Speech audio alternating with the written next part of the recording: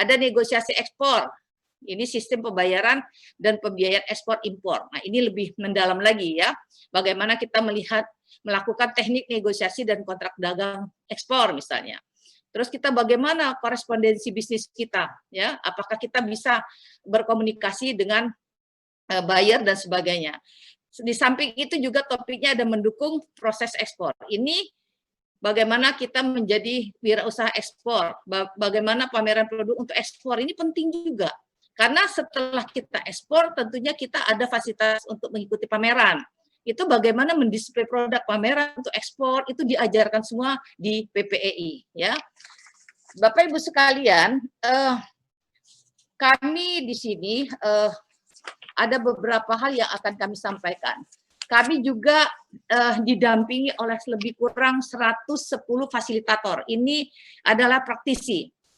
Jadi para eksportir, mereka sudah ekspor juga, menjadi eksportir juga. Mereka juga alumni kami tadinya, dan ada sebagian memang dedikasi ingin juga menyumbangkan ilmu, pengetahuan, dan pengalaman kepada para UKM. Jadi bergabung di kami kurang lebih 100 lebih fasilitator. Ini benar-benar yang sudah ekspor ya, sudah apa ya, sudah praktisi yang benar-benar kita sudah dapat melihat seperti apa selama ini mereka bekerja sama dengan PPI untuk menciptakan beberapa eksportir baru ya. Dan kami juga materi yang disampaikan ini sudah ISO ya, Bapak Ibu sekalian, sudah standar ISO 9001/2015. Jadi kami tentunya sistem manajemen mutu ISO, maksud saya tadi 9001/2015, yang tentunya kami menerapkan ini untuk bagaimana tetap manajemen itu PPI ini perbaikan dan update materi pelatihan yang distandarkan. Tentunya kita terus harus melakukan inovasi, melakukan mengupdate materi pelatihan, juga kita bagaimana kita merekrut terus fasilitator yang baru, pelayanan pada saat penyelenggaraan pelatihan, dan evaluasi pasca pelatihan. Jadi kita di sini benar-benar melaksanakan kegiatan standar yang benar-benar telah dilakukan melalui tadi saya sampaikan ISO 9001/2015. Di samping itu kami juga sudah melaksanakan kegiatan kerjasama. Nah, ini penting. Mungkin ada binaan juga dari perbankan ya, dari misalnya BRI yang ikut di kegiatan siang ini. Kami tahun ini aja sudah ada 11 lokasi ya, 11 daerah yang kerjasama sama Mandiri. Tahun-tahun kemarin juga ada sama Mandiri ya, Bank Indonesia juga bekerja sama dengan kami. Ada juga Sampurna ya, ada kalau dari universitas ada BINUS, ada Esa Unggul ya, dan dari dinas-dinas yang membidangi perdagangan hampir di seluruh Indonesia. Juga Kadin, kemarin juga dengan Kementerian Pertanian dan kementerian-kementerian lainnya. Jadi kerjasama ini sudah kami lakukan setiap tahunnya, dan ini membuktikan bahwa setiap tahunnya semakin banyak yang akan melakukan kerjasama dengan PPI di dalam melakukan pendidikan pelatihan ekspor dan impor. Bapak Ibu sekalian, pelaku usaha Indonesia ini tentunya sudah kita ketahui, ini di dalam data yang kami peroleh ya, ini ada sekitar 64.194.057 usaha. Dengan tentunya kita harus juga melihat UKM ini sudah memberikan kontribusi ya terhadap PDB kita sekitar 8,5 triliun. Ini sekitar 61,07% dari total PDB kita ya. Nah, nilai ekspor non migas UKM ini sudah mencapai 293,84 triliun atau sebesar 14,37 dari total ekspor non migas Indonesia nasional. Ya. Jadi mungkin ada yang bertanya, kok kenapa ya harus ekspor? Ya. Kita boleh saja melihat peluang pasar dalam negeri kita. Karena penduduk kita juga cukup banyak ya, 269 juta. Tapi Bapak Ibu sekalian mungkin lebih harus mengetahui peluang pasar untuk negara-negara lain dengan penduduk 7,4 miliar jiwa, berarti ini 28 kali lipat dari penduduk Indonesia. Nah, itu suatu hal yang memang harus kita juga perhitungkan bagaimana kita dapat mencari pasar-pasar yang di negara-negara tujuan ekspor tentunya ya. Jadi Bapak Ibu sekalian, permasalahan yang ada di UKM ini adalah pastinya kita sering mendengar barangkali kapasitas permintaan dalam jumlah besar. Kapasitas ini kalau kita bicara ekspor, tentunya kita harus mempersiapkan itu. Contoh, satu bulan kita diminta 1 kontainer. Tiba-tiba karena produk kita baik dan diterima sama buyer di negara tujuan ekspor itu sudah standar, ya tentunya peluang ini kan lebih banyak lagi. Itu baru 1 negara, kita sudah nggak sanggup, ya. Nah, ini hal-hal yang seperti ini yang sering dipermasalahkan di dalam bertransaksi ya kepada buyernya. Terus modal, akses kelembagaan pembiayaan. Sebenarnya kalau modal, kemarin saya juga sudah bicara dengan beberapa perbankan, itu sebenarnya sudah ada kemudahan lah untuk bagaimana mengakses untuk pembiayaan modal Bapak Ibu sekalian sebagai UKM.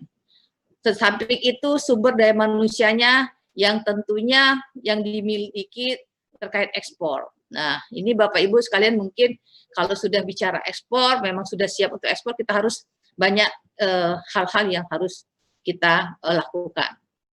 Di samping itu ada mengenai sertifikasi.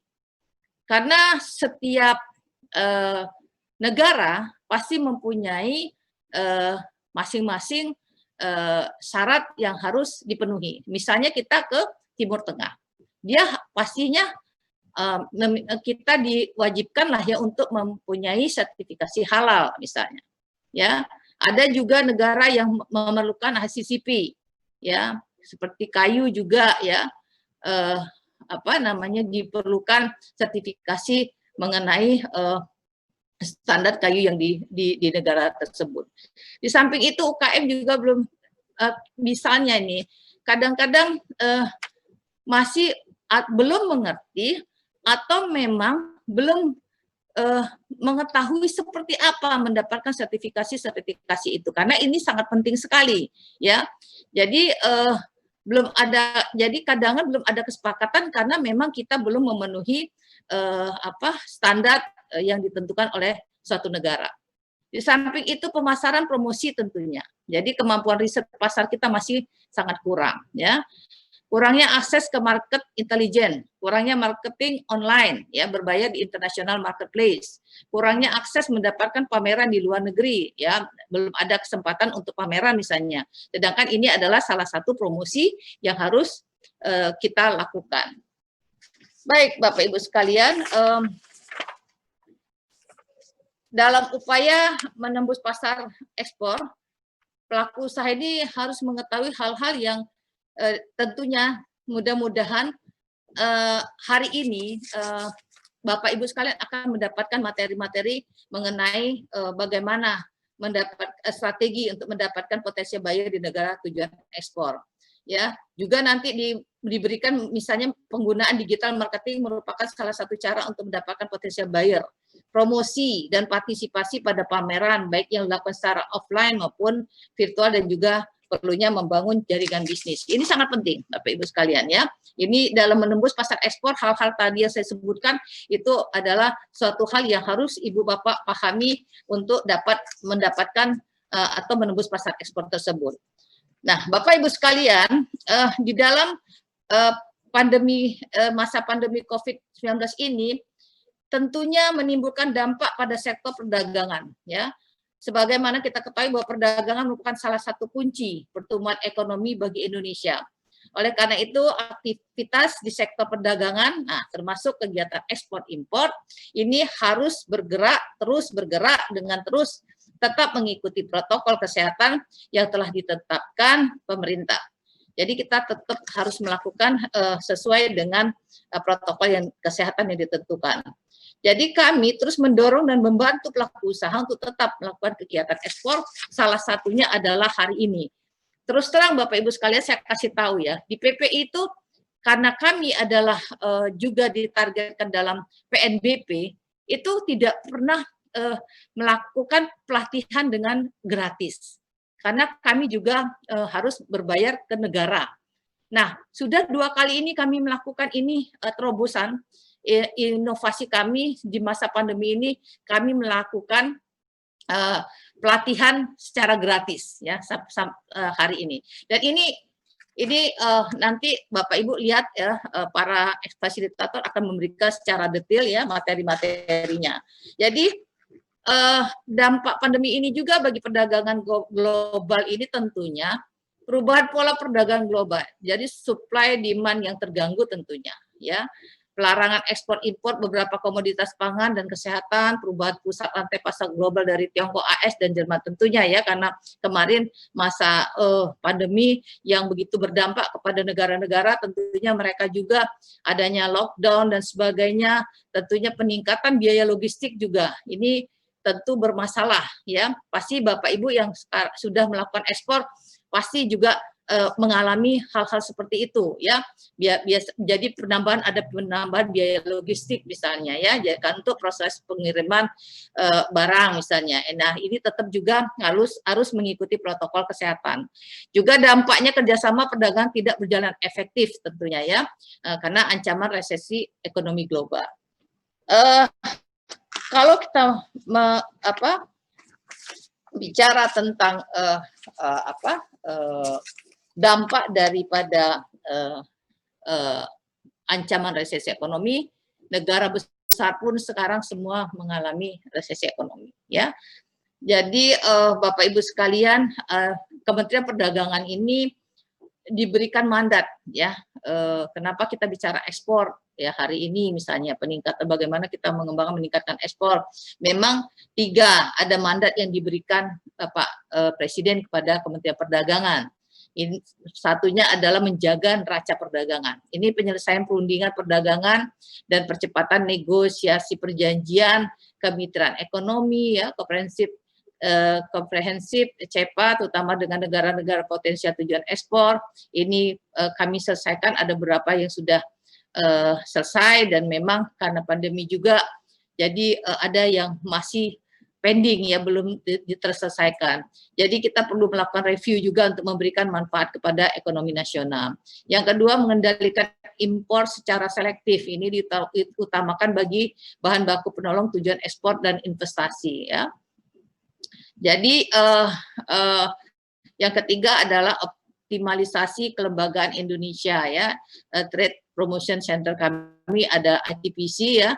Ini dulunya mereka hanya seperti melakukan diplomasi perdagangan, tetapi sekarang kita menjadikan mereka agent ya. Jadi mereka juga kita kasih target untuk bagaimana mereka melakukan transaksi produk untuk memacu pertumbuhan ekspor non migas kita. Jadi sekarang mereka bisnis agent ya. Dulunya mereka cuma diplomat untuk perdagangan. Di samping itu kita lihat sebenarnya jadi neraca perdagangan Indonesia pada periode Januari-September 2020 ini kita masih alhamdulillah itu menghasilkan surplus sebesar 13,5 miliar US dollar. Ini lebih baik dari periode yang sama tahun sebelumnya mengalami defisit 2,24 miliar. Jadi periode Januari-September 2022 juga 2020 ini kinerja ekspor Indonesia mencapai 117,19 miliar. Ini mengalami penurunan ya sebesar 5,81% jika dibandingkan dengan periode yang sama tahun sebelumnya. Sedangkan impor juga mengalami penurunan lebih dalam ya sebesar 18,15%. Ini year on year ya menjadi 103,68 miliar US dollar. Hal ini memberikan harapan adalah bahwa kinerja ekspor Indonesia menunjukkan kecenderungan positif pada bulan September 2020. Nah, ini kenaikan ada 6,97% dibandingkan Agustus 2020. Nah, di lain pihak impor juga pada bulan September mengalami peningkatan sebesar 7,71% dibandingkan bulan Agustus 2020.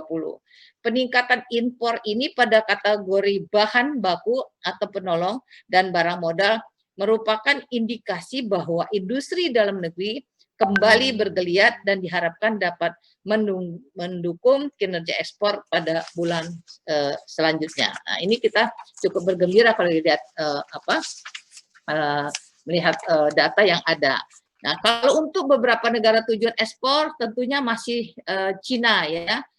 Dia memberikan share 20,44%, ya, diikuti Amerika Serikat 13,51%, Jepang 9,38%, India 7,14%, dan Singapura 6,73%, juga Malaysia 4,68%. Ini negara tujuan ekspor utama kita ya.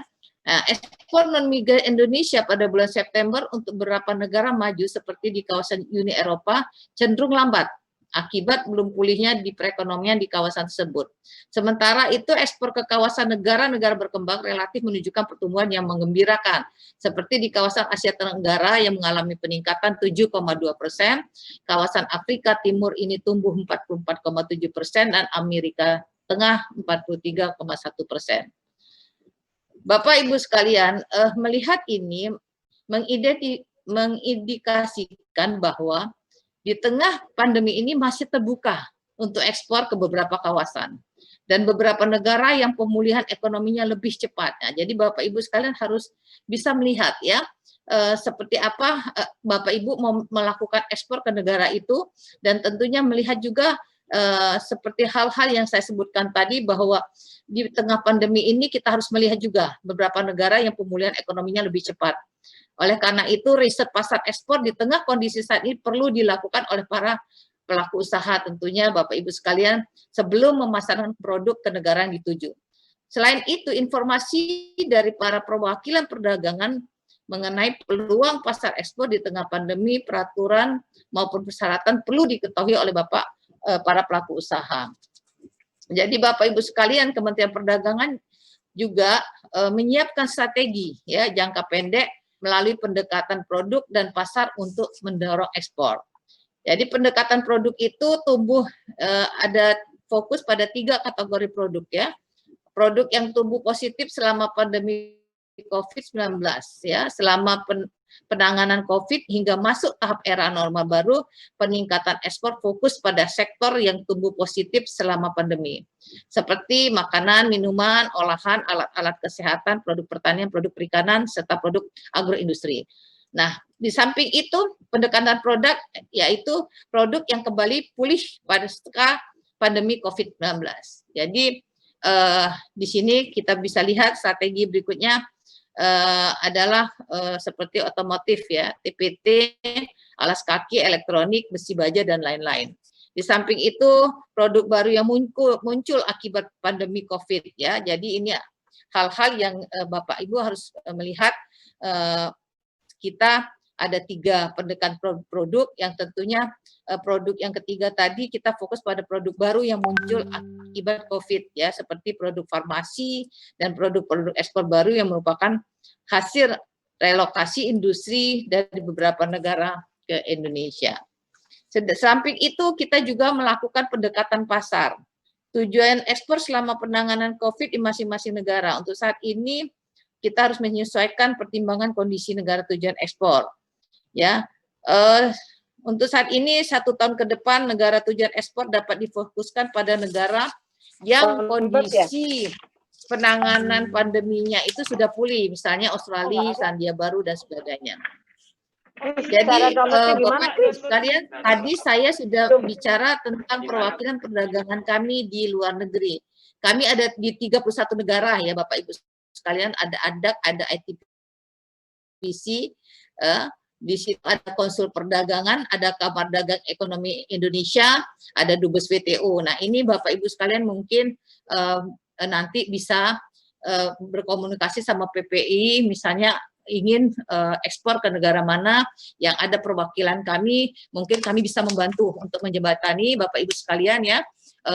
Makanya saya pikir Bapak Ibu sekalian yang belum mengenal PPI, monggo ya, mengadakan pendidikan pelatihan di PPI lah, supaya jelas nanti seperti apa Bapak Ibu akan melakukan ekspor ke negara tujuannya ya. Jadi apa mungkin sertifikasinya yang belum, ataukah Bapak Ibu sekalian belum melihat peluang pasarnya seperti apa, jadi persyaratannya dan sebagainya. Mudah-mudahan dengan nanti webinar siang ini, walaupun hanya 2 jam ya kurang lebih, nanti itu bisa terpenuhi Bapak Ibu sekalian untuk mendapat pengetahuan yang lebih komprehensif.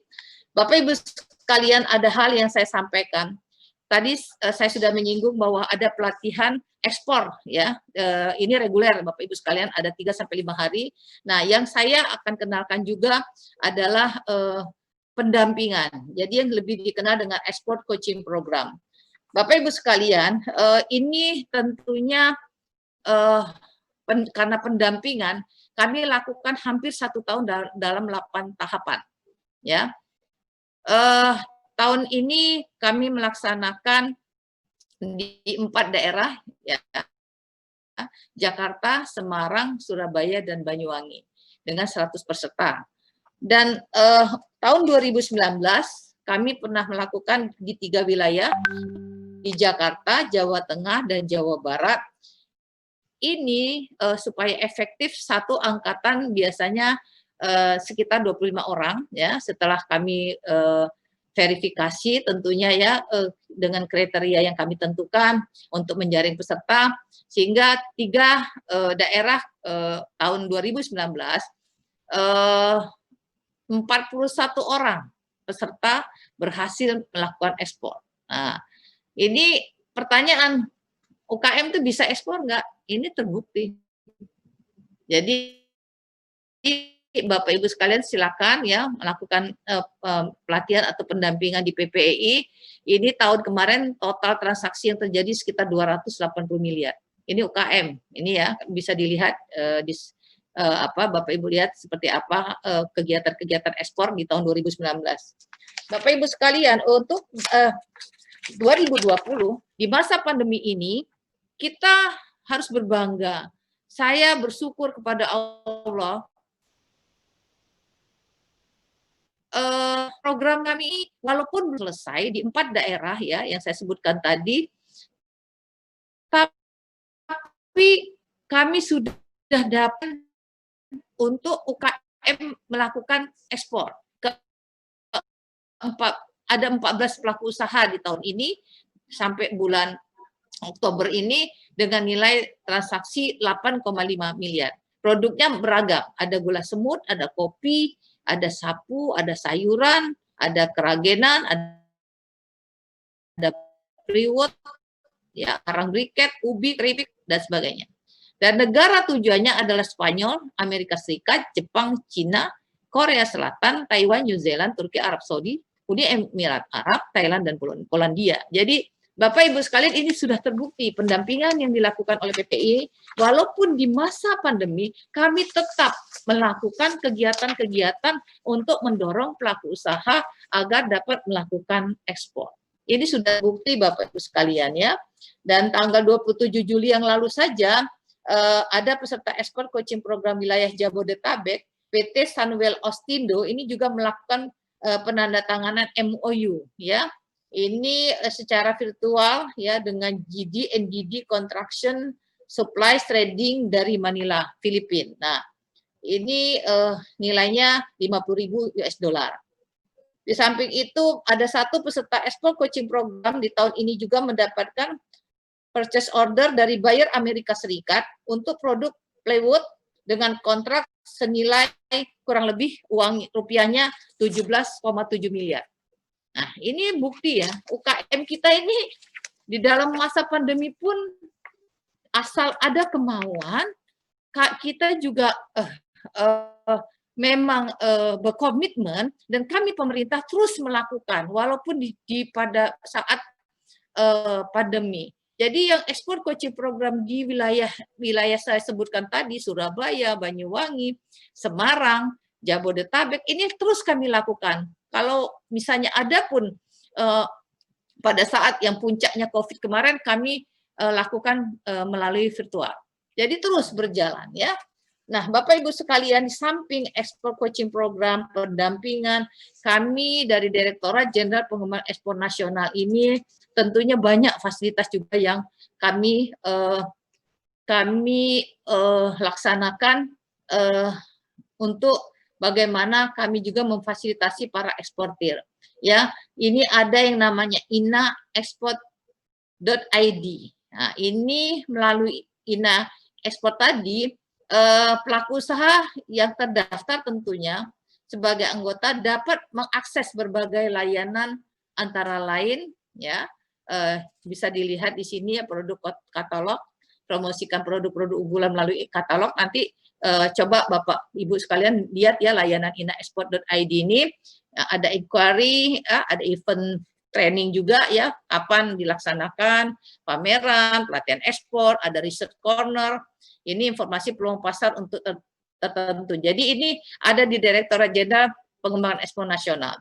Di samping itu ada pelayanan-pelayanan yang lainnya juga mengenai IDDC ya. Coba ada IDDC Pak Asyanto. Ini juga bagaimana kita memfasilitasi ya wadah untuk berkolaborasi bagi pelaku usaha, desainer, asosiasi, dan akademisi dalam menciptakan produk berbasis desain yang berkualitas, nilai tambah, dan berdaya saing.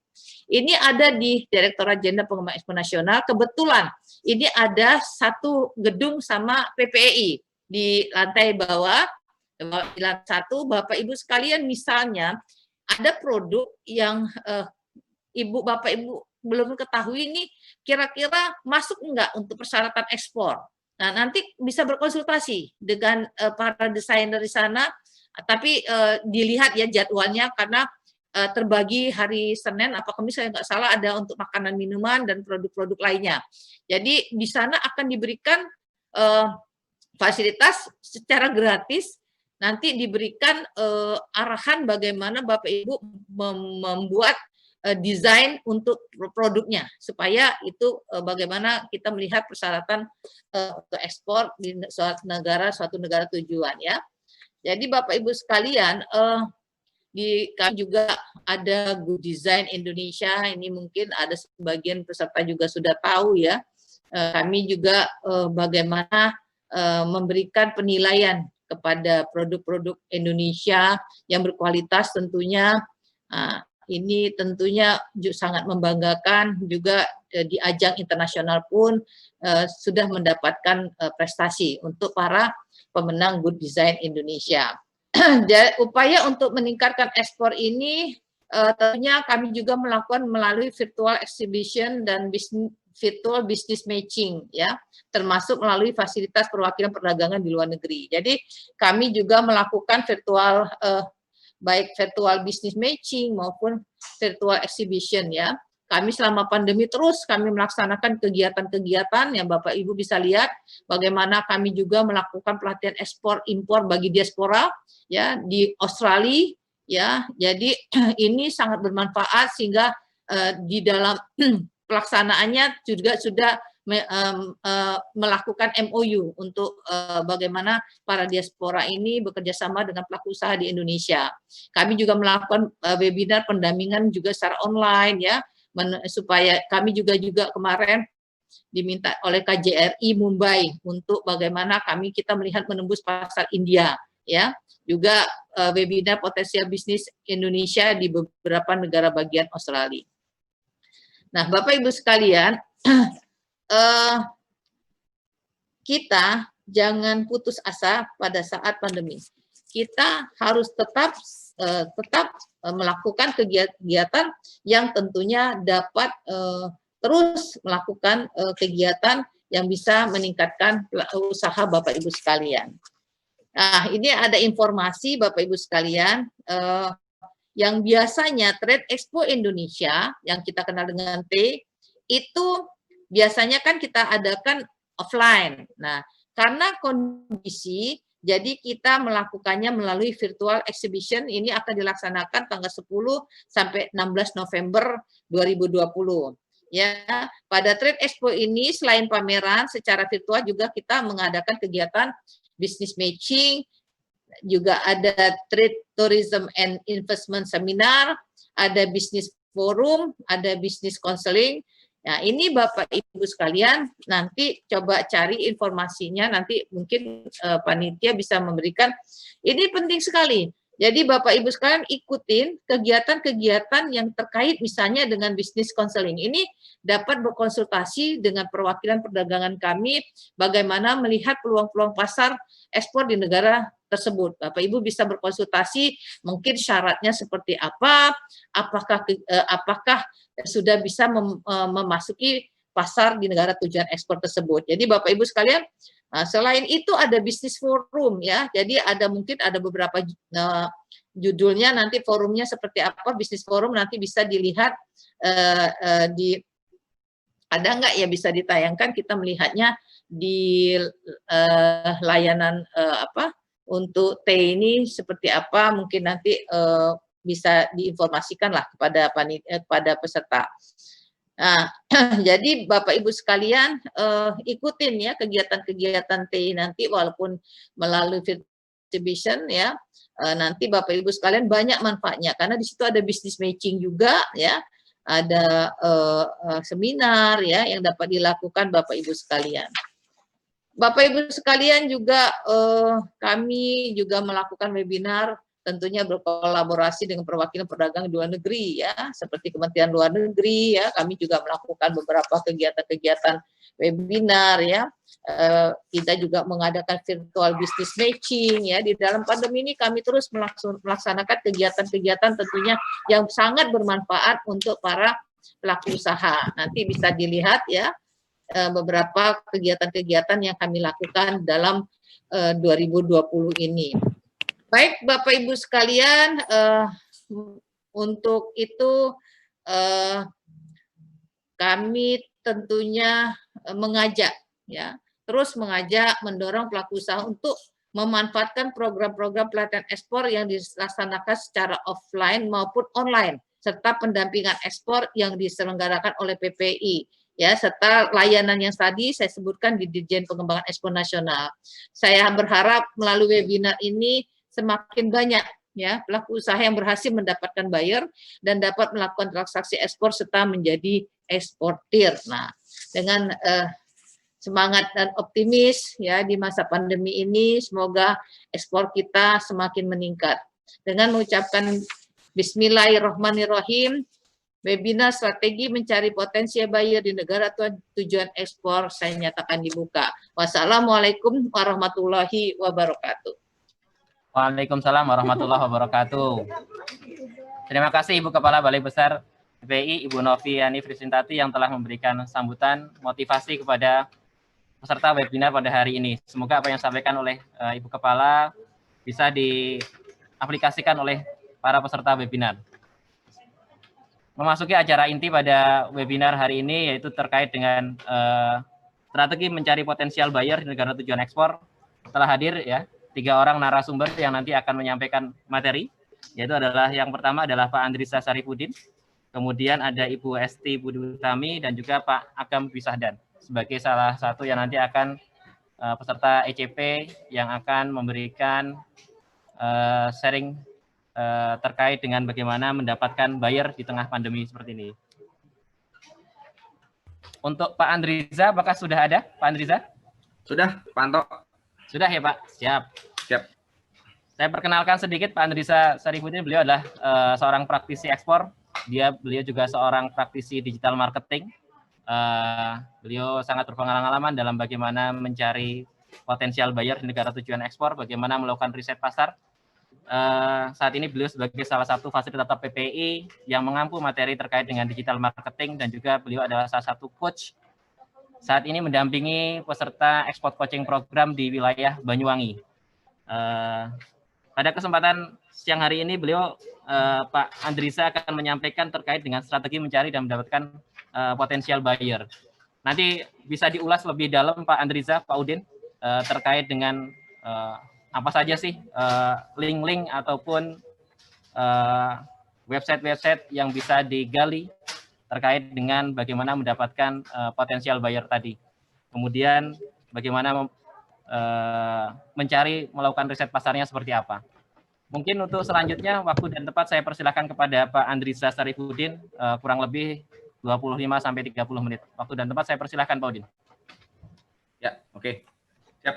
Terima kasih banyak Pak Anto atas waktunya. Bismillahirrahmanirrahim. Assalamualaikum warahmatullahi wabarakatuh. Selamat siang, salam sejahtera buat kita semua.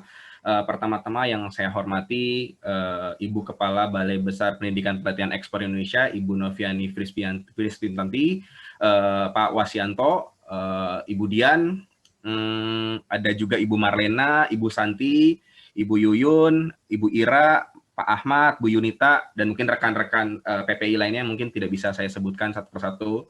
Terima kasih atas waktunya dan juga tidak lupa kepada para hadirin peserta webinar strategi mencari buyer di negara tujuan ekspor yang saya banggakan di siang hari ini. Oke, salam kenal semuanya. Bapak Ibu, nama saya Andriza Syarifudin, tadi sudah dikenalkan oleh Pak Wasianto.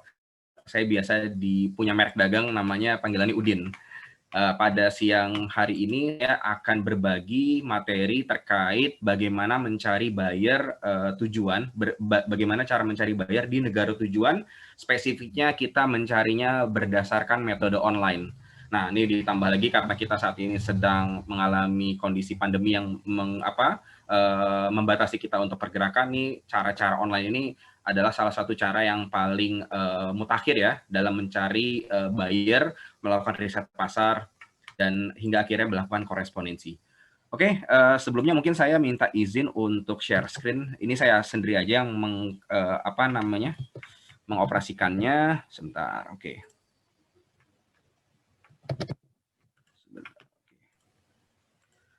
Oke, tes Bapak Ibu semua. Saya mohon konfirmasi apakah layar saya sudah bisa terlihat dengan jelas kah? Bisa. Bisa ya? Oke, ya, siap. bisa jelas. Alhamdulillah. Oke, siap. Bapak Ibu, terima kasih banyak atas konfirmasinya.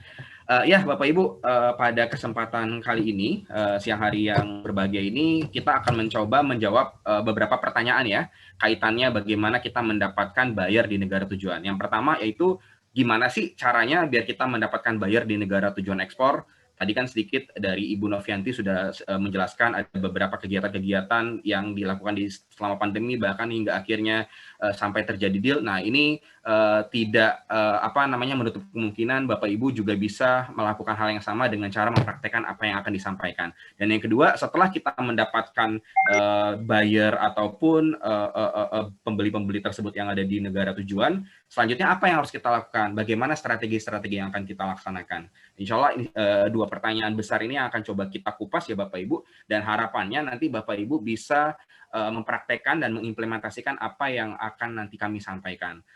Dan juga nanti mungkin biar memudahkan juga, insya Allah nanti materi yang saya sampaikan ini juga akan di-share oleh panitia. Nanti mungkin tunggu aja informasi dari panitia terkait pendistribusian materi ini. Jadi kalau misalnya nanti materinya sedikit banyak, karena memang biasanya materi yang saya bawakan ini biasanya memakan waktu 1 hari, bahkan ada yang sampai 3 hari gitu. Tapi ini coba kita kemas, kita coba rangkum dalam durasi yang sangat singkat, tapi insya Allah tidak akan mengurangi esensi-esensi dari materi utamanya, yaitu mendapatkan buyer di negara tujuan ekspor.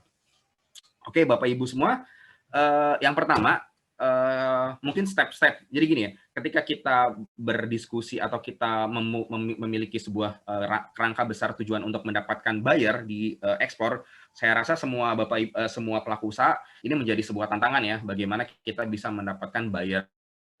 Bayarnya pun nggak cuma sekedar buyer, nggak cuma sekedar pembeli, tapi bagaimana buyer tersebut bisa juga merupakan buyer yang valid, yang sudah terverifikasi. Ada beberapa fase-fase yang mungkin bisa kita lakukan. Yang pertama, yaitu adalah kita melakukan riset pasar dulu, Bapak Ibu.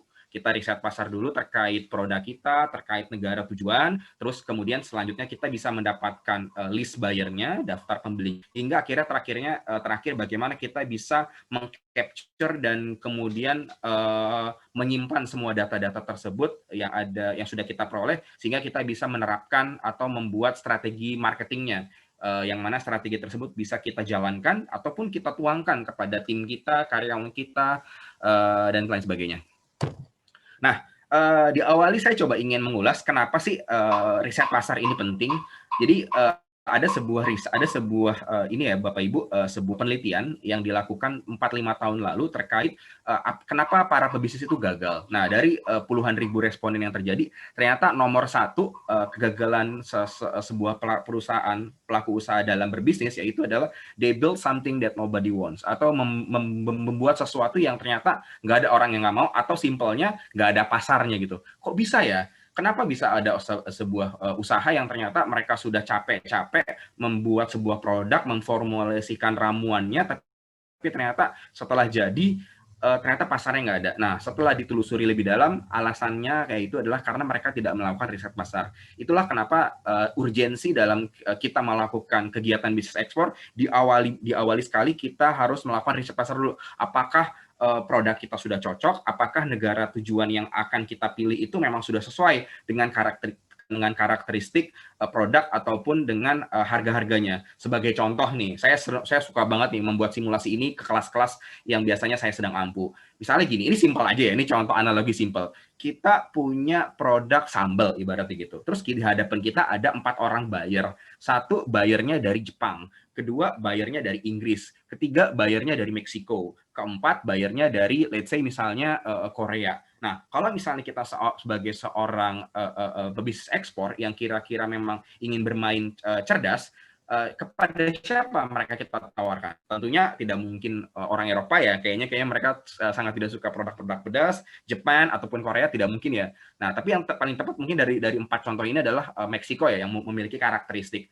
Nah, kesimpulannya apa dari sini? Artinya kita harus mau mengeluarkan effort untuk mengidentifikasi dan mempelajari siapa-siapa saja sih buyer-buyer kita, ataupun dalam konteks yang lebih besar, negara-negara mana yang cocok dengan produk kita. Sehingga ketika kita sebagai seorang pebisnis yang memiliki resources yang sangat terbatas, resources finance, resources energi, resources waktu, itu tidak terbuang percuma. Jadi kita bisa menggunakannya secara efisien, langsung menyasar kepada buyer yang tepat. Istilahnya adalah kita menjadi seorang sniper gitu, langsung membidik target pasar yang tepat yang sesuai dengan produk kita. Nah, ini sebagai sebuah pembelajaran aja ya, bahwa dalam terminologi bisnis saya memiliki sebuah analogi bahwa bisnis itu ibaratlah seperti sebuah kereta, yang mana kereta itu terdiri dari lokomotif, gerbong. Ada gerbong penumpang, gerbong kargo, gerbong restoran, dan lain sebagainya. Nah, marketing ini menjadi sebuah lokomotifnya, yang mana ketika marketing ini sudah terdefinisikan, dia akan menarik gerbong-gerbong lain, yaitu gerbong operasional, gerbong keuangan, gerbong HR, dan lain sebagainya. Sehingga ketika kita dalam kiat-kiat menembus pasar ekspor, ini konteks marketing ini harus memang benar-benar dipelajari benar secara mendalam. Bahkan 60% kegiatan kita tuh harus biasanya difokuskannya ke dalam segmentasi di pasarnya ini. Bagaimana kita melakukan riset pasar, bagaimana kita mencari pasar-pasar yang tepat, bagaimana kita menentukan buyer dari negara tujuan, kira-kira buyernya perusahaan yang seperti apa, dan lain sebagainya. Baru kemudian kita mengenerate kepada bagian operasional, sertifikasi seperti apa, produksinya bagaimana, berapa modal yang dibutuhkan, siapa saja yang mengerjakan, dan lain sebagainya. Itu kaitannya dengan riset pasar ya Bapak Ibu. Nah, sebelum kita terjun ke dalam mencari buyer negara tujuan ekspor di online, khususnya kita harus memiliki yang namanya HS Code Bapak Ibu. Nah, mungkin Bapak Ibu kalau misalnya ada yang belum pernah mendengar HS Code ini singkatan dari Harmonized System Code. Simpelnya gini aja, ini adalah sebuah kode unik dari suatu produk.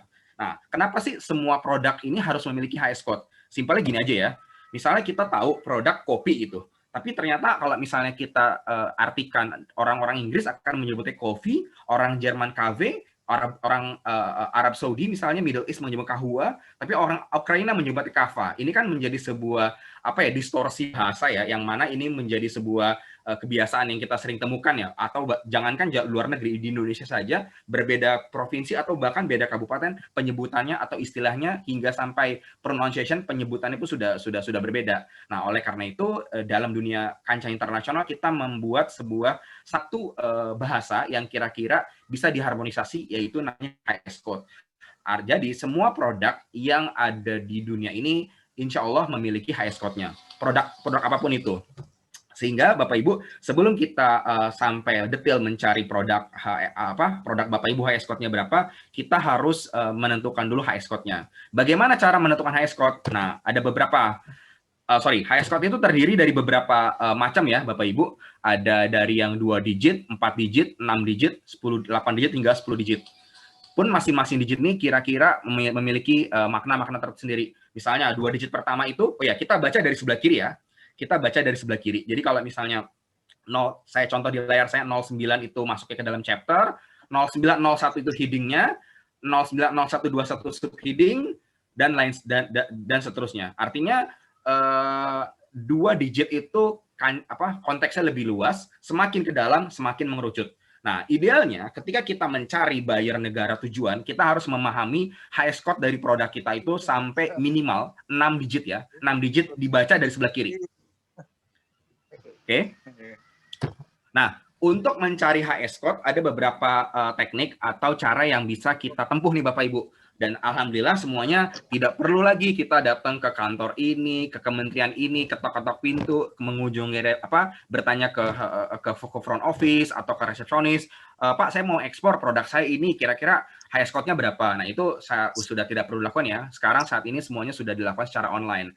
Yang pertama melalui website dari Kementerian Perdagangan. Ini ada yang namanya inatrade.kemendak.go.id. Ini website lengkapnya ya, ini Bapak Ibu yang di sebelah kiri. Nah, yang kedua ada juga namanya website dari Kementerian Keuangan, khususnya Direktorat Jenderal Bea Cukai, yaitu websitenya beacukai.go.id/BTKI. Nah, adapun yang ketiga kita bisa menggunakan website yang namanya Intrasen atau website dari khususnya TradeMap dengan alamat websitenya yaitu trademap.org. Oke ya, Bapak Ibu, ini kira-kira nanti kalau misalnya Bapak Ibu saya mungkin nggak akan spesifik untuk mengajarkan cara penggunaannya. Prinsipnya Bapak Ibu silakan akses saja link-link yang sudah tercantum di sini. Monggo kalau misalnya mau difoto atau misalnya nanti insya Allah materi ini akan diberikan kalau misalnya Bapak Ibu mungkin kelupaan mencatat.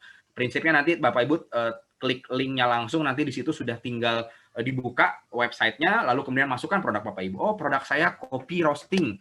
Oh, produk saya adalah green bean, misalnya gitu. Nanti kemudian akan muncul nih hasilnya berupa beberapa digit dari HS code tadi. Oke, itu kaitannya untuk mencari HS code ya, Bapak Ibu. Jadi sebelum kita terjun mendapatkan buyer, setiap peserta biasanya kita coba untuk berlatih bersama-sama bagaimana mereka bisa menemukan HS code-nya sendiri. Semua produk harus ada HS code-nya.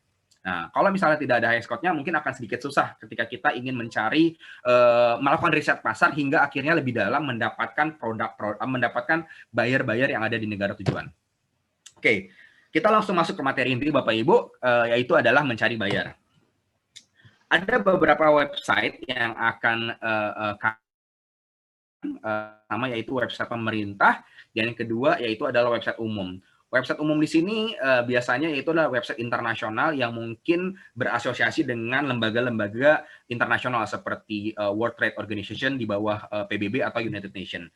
Oke, yang pertama kita coba mempelajari sedikit dari website dari Indonesia sendiri ya. Ini websitenya yang diluncurkan oleh Kementerian Perdagangan. Tadi sedikit sudah disinggung oleh Ibu Novianti, Kepala Balai Besar PPI, yaitu adalah website Ina Ekspor.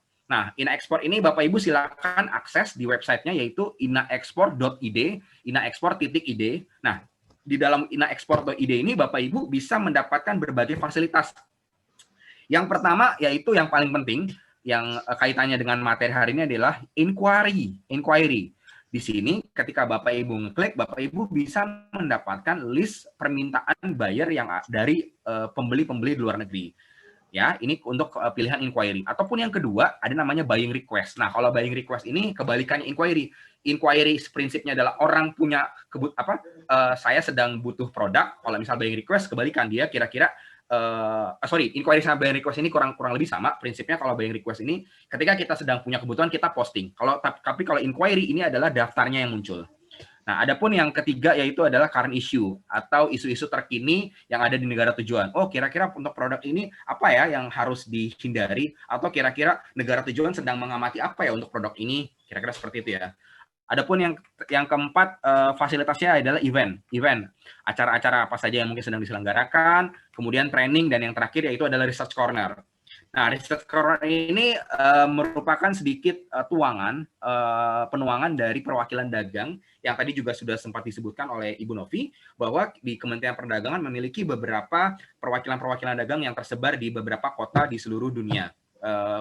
Beberapa kota di belahan dunia, yang mana mereka coba mempelajari produk-produk yang banyak di Indonesia dan kira-kira di negara tersebut seperti apa sih intelijensinya, ibaratnya gitu. Kira-kira produk ini apa sih yang harus dipelajari? Kira-kira produk ini apa yang harus disesuaikan dengan negara tujuan tersebut. Nah, harapannya Bapak Ibu setelah bisa memahami ini semua, Bapak Ibu bisa semakin clear. Oh, ternyata kalau saya mau mempelajari, kalau saya mau ekspor ke Spanyol, harusnya seperti ini, dari produknya, sertifikasinya, kemasannya. Oh, ternyata kalau misalnya saya mau masuk ke Jepang, kita harus menempuh sertifikasi ABC dan lain sebagainya. Kurang lebih seperti itu ya Bapak Ibu. Ini untuk website yang pertama, yaitu inaexport.id.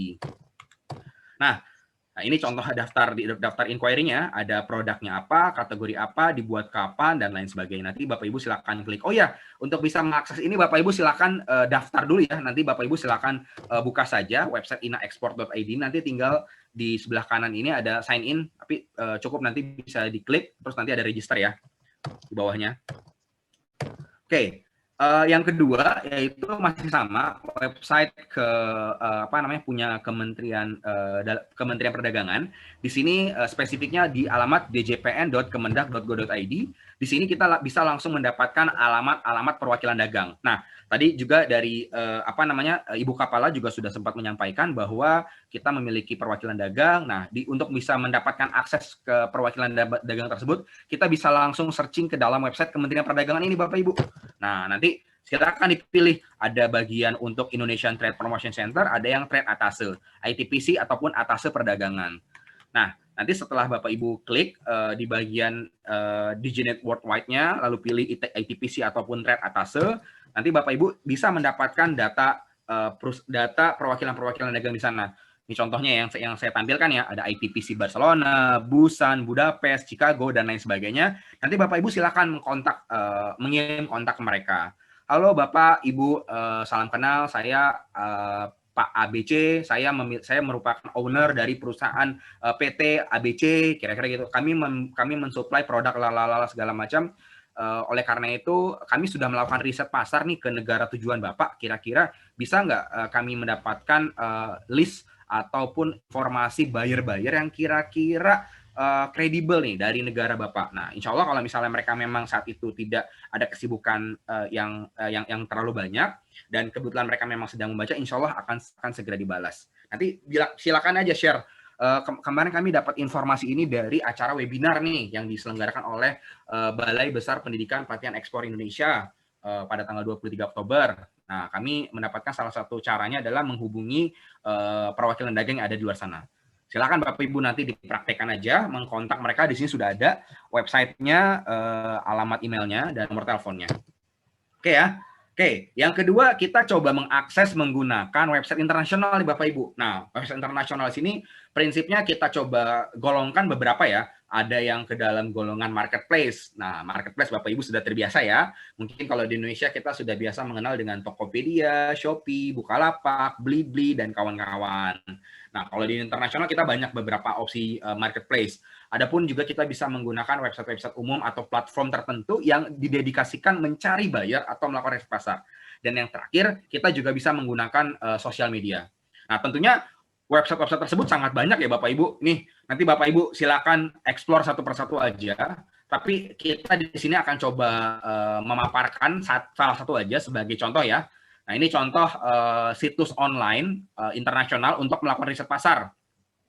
Ya, ini banyak banget. Terus kemudian ini untuk yang di dalam negeri dari Kementerian Perdagangan, adapun juga dari Kementerian Luar Negeri. Nah, ini marketplace ya. Marketplace itu tadi ya, pasar online-nya. Macam-macam ya. Nah, tenang, dari semua ini akan coba kita explore, tapi satu aja ya, nggak mungkin semuanya. Nah, itulah kenapa saya sampaikan biasanya kita di kelas menyampaikan itu banyak website, banyak banyak platform yang coba kita akses, kita pelajarin, hingga akhirnya kekasanahan keilmuan dari teman-teman peserta itu semakin banyak. Nah, kalau misalnya Bapak Ibu ingin mempelajari lebih dalam, nah silakan nanti pelajari aja, atau bisa langsung menghubungi ke admin dari penyelenggara dari WPI. Bapak Ibu silakan pilih kelas-kelasnya nanti. Oke ya. Coba kita masuk ya. Nah, yang pertama itu adalah website TradeMap.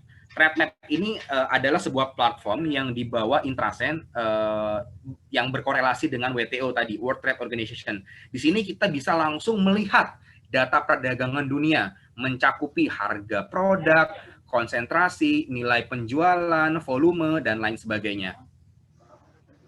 Oke ya.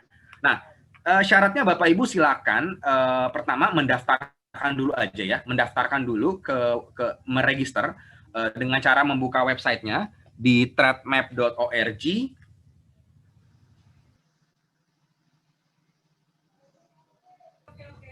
Ya, sorry. Pertama, Bapak Ibu silakan daftarkan ke websitenya. Silakan buka aja di trademap.org. Di bagian atas kanan nanti tinggal diklik aja. Nah, kebetulan ini contohnya saya sudah register ya. Nah, ini mohon maaf Bapak Ibu, saya tidak bisa mempraktekkan bagaimana cara registrasinya karena memang sedikit panjang ya. Cuman prinsipnya kalau Bapak Ibu sudah terbiasa membuka atau mendaftar ke akun-akun sosial media mungkin sudah cukup mudah kali ya. Nah, pertama-tama setelah kita buka TradeMap, kita register. Nah, silakan Bapak Ibu masukkan nomor HS atau HS code yang tadi sempat saya sampaikan di awal. Jadi HS code tersebut yang sudah kita akses atau kita cari dari Inatrade atau Bea Cukai ataupun TradeMap, silakan masukkan angkanya di sini. Nah, setelah dimasukkan angkanya, kita klik Trade Indicator.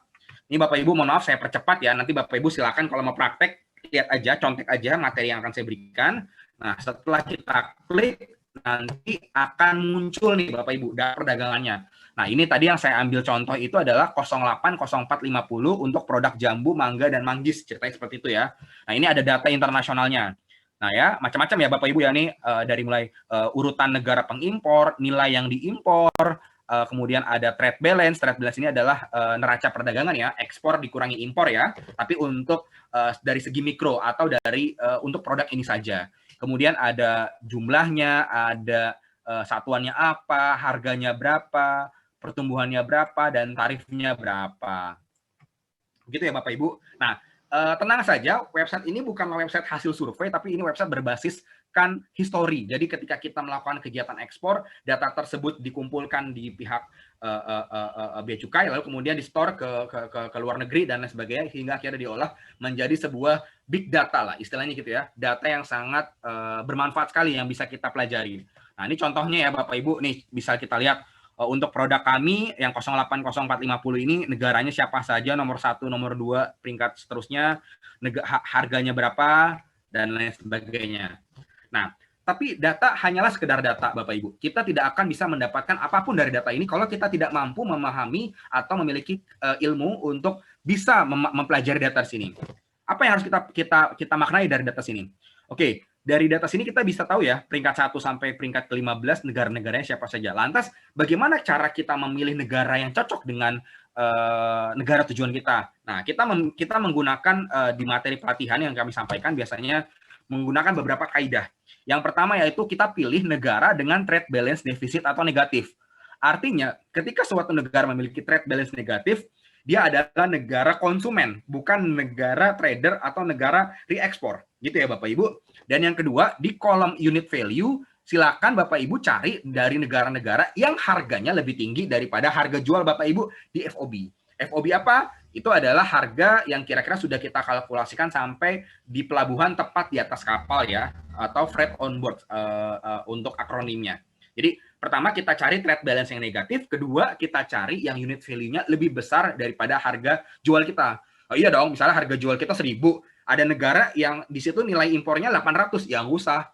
Kita nggak usah capek-capek menjual ke mereka, toh harganya udah pasti rendah gitu. Kita cari dari negara yang harganya lebih tinggi. Dan yang terakhir, cari yang tarif masuknya lebih rendah ya. Sementara ini ketiga kaidah besarnya Bapak Ibu yang bisa kita pilih, yaitu trade balance, kedua unit value, yang terakhir yaitu tarif ya.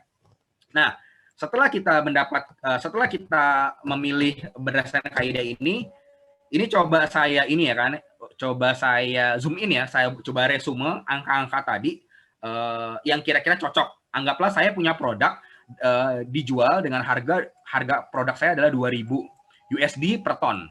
Kira-kira gitu ya. USD per ton. Nah, kira-kira negara mana yang kira-kira cocok untuk saya pilih nih ketika saya melakukan riset pasar produk saya, let's say manggis, dengan harga jual $2.000 per ton FOB-nya, lalu kemudian negara mana yang kita pilih? Tentunya USA tidak, Vietnam tidak, Belanda tidak. Oh, ternyata Jerman yang masuk. Jerman masuk ya, sesuai kaidah tadi, trade balance-nya negatif, unit value-nya lebih besar, dan tarifnya rendah. Kira-kira gitu ya Bapak Ibu ya. Adapun UK sebenarnya masuk, cuman harganya terlalu tipis ya. Nah, dari situlah akhirnya step-step yang kami lakukan hingga akhirnya kami bisa melakukan kegiatan ekspor kami ke negeri Jerman. Nah, ini yang kami sampaikan ini bukanlah sekedar teori, tapi memang ini sudah praktikal dan sudah kami lakukan ya, dan bahkan sudah kami tuangkan ke teman-teman peserta juga. Ya, kira-kira seperti itu Bapak Ibu, bagaimana kami melakukan riset pasar hingga akhirnya memilih negara tujuan. Ini contohnya kita pilih negara Jerman ya. Nah, setelah Jerman kita pilih berdasarkan kaidah tadi, nih ya, kaidah trade balance, unit value, dan tarif, lalu kemudian kita klik negaranya, nah lalu muncullah ke halaman selanjutnya daftar negara-negara pengekspor ke negara Jerman untuk high score tersebut.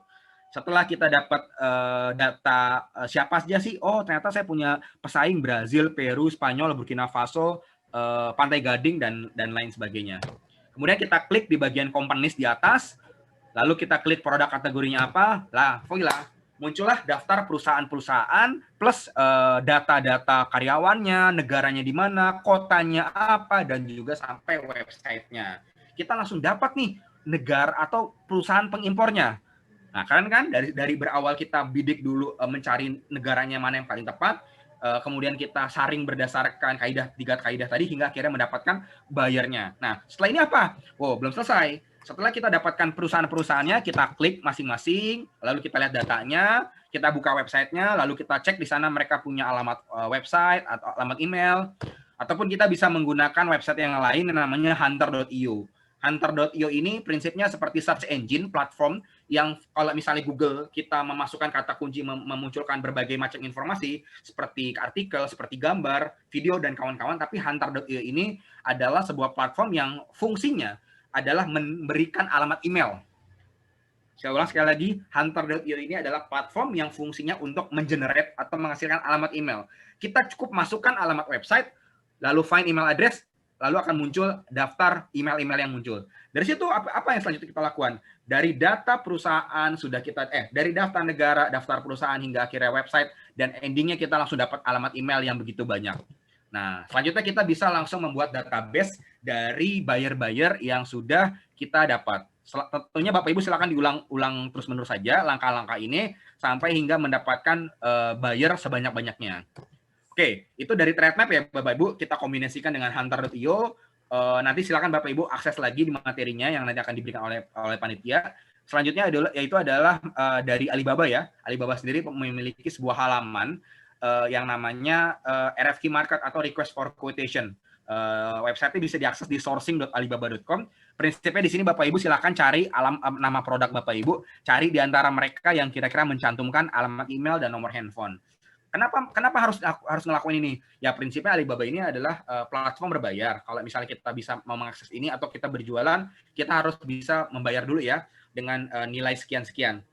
Cuman kami ingin menawarkan tips and trick bagaimana caranya yang gratis ya. Ini caranya menggunakan sourcing.alibaba.com dan alhamdulillah ini sudah berhasil juga di beberapa teman yang mempraktekannya. Oke, terus kemudian kita juga bisa mencari menggunakan sosial media. Nah, cuman ada beberapa sosial media yang biasa kita coba praktikan, tapi di sini LinkedIn ya. LinkedIn ini adalah sebuah sosial media yang fokus untuk profesional. Nah, caranya adalah Bapak Ibu silakan masukkan ketika punya LinkedIn ya, masukkan jabatan yang ingin kita cari. Biasanya kita masukkan purchasing manager, purchasing staff, procurement manager, buying manager, buying staff dan lain sebagainya. Lalu kita pilih di sini kriterianya adalah people ya. Dari jabatan, people, negaranya apa, industrinya apa, lalu muncullah di sini contohnya saya sampai 1.112 orang result. Selanjutnya apa ya? Tinggal silakan kita kontak-kontak ibaratnya purchasing manager atau jabatan-jabatan yang job desk-nya adalah membeli produk. Ya. Nah, setelah itu semua terkumpul, apa yang kita lakukan? Kita membuat database buyer dan penjadwalan. Kita buat tabel tadi ya, dari trade map, dari Alibaba, dari LinkedIn, segala macam. Kita dapat nama company-nya, alamat emailnya, orangnya siapa, nomor kontaknya berapa. Lalu kita membuat sistem kepada tim kita untuk bisa langsung melakukan email. Nah, selanjutnya kita buat database tadi, kita buat template email tentunya dengan korespondensi. Nah, di PPI kita juga ada kelas materi bagaimana melakukan korespondensi dari awal sampai akhir, dan kemudian selanjutnya kita bisa langsung email mereka. Adapun kita juga bisa melakukan komunikasi atau korespondensi dengan telepon ya, menggunakan Skype. Skype itu memiliki fasilitas kalau nggak salah nilainya berapa ya, saya lupa, 20 sekian dolar apa ya, itu untuk telepon roaming internasional free. Nah, cuman tentunya ada batasan limitnya. Nah, itu kita bisa akses juga. Caranya dengan mengkontak kontak-kontak yang ada di sini nih, yang ada di ThreadMap tadi, ada nomor kontaknya ya, bisa kita langsung kontak. Oke, setelah kemudian di database, kita buat strateginya adalah dengan membuat tim ya. Ada tim yang berfokus untuk mencari data, ada tim yang fokus untuk melakukan email satu persatu atau korespondensi, hingga akhirnya yang terakhir kita memiliki sales eksekutif untuk melakukan follow up buyer. Oke, Bapak Ibu, mungkin kiranya itu saja yang mungkin dapat saya sampaikan. Mohon maaf jika sedikit terburu-buru ya, karena memang materinya sedikit sangat padat ya, sangat padat sekali. Tapi insya Allah sangat berguna dan bermanfaat. Dan Bapak Ibu silakan bisa dipraktekkan. Silakan nanti Bapak Ibu kalau misalnya ada pertanyaan bisa langsung tulis di kolom chatnya atau melakukan fitur raise hand, ataupun nanti tadi saya juga sudah masukkan alamat kontak saya. Bapak Ibu bisa WhatsApp, bisa via kontak email saya kalau misalnya ada pertanyaan. Tentunya materi ini kami bahas sangat lengkap sekali di kelas-kelas di PPI, baik itu kelas yang saya ampu seperti akses survei pasar internet ataupun bisnis online, ataupun di ekspor coaching program yang tadi Bu Novi sempat sampaikan. Kebetulan yang saya ampu itu adalah yang wilayah Banyuwangi di Jawa Timur. Oke, kiranya itu saja yang dapat saya sampaikan.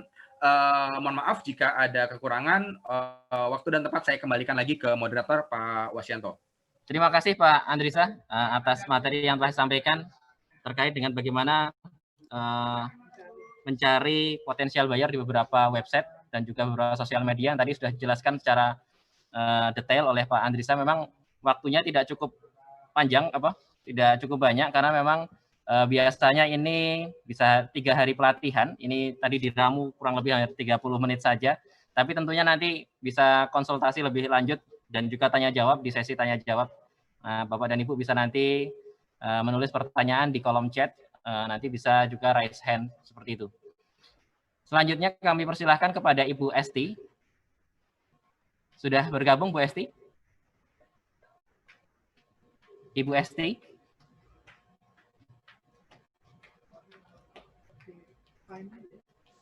Oke, Pak Anto. Ya, selamat sore Pak Anto. Iya.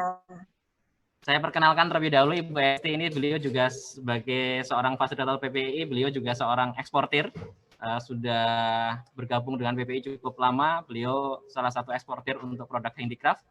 Pada hari ini beliau akan menyampaikan terkait dengan bagaimana ketika tadi Pak Udin telah mendapatkan data buyer, selanjutnya apa sih yang harus di follow up? Nah, bagaimana kita harus merespon, misalkan seperti itu. Nanti akan dijelaskan secara lebih ringkas, lebih detail dengan Ibu Esti, seperti itu. Mungkin untuk saya tidak akan berlama-lama, kepada Ibu Esti saya persilahkan untuk menyampaikan tadi ya, bagaimana kita memfollow up data buyer, merespon dan sebagainya. Silakan Ibu Esti. Oke. Terima kasih Pak Anto, terima kasih PPI, terima kasih juga Bu Novi yang tadi sudah membuka. Oke, hari ini saya kebagian untuk meneruskan nih dari tadi Pak Udin bicara tentang bagaimana mencarinya, nanti kita akan lebih lanjut bicara tentang bagaimana memfollow up-nya. Saya share screen dulu sebentar.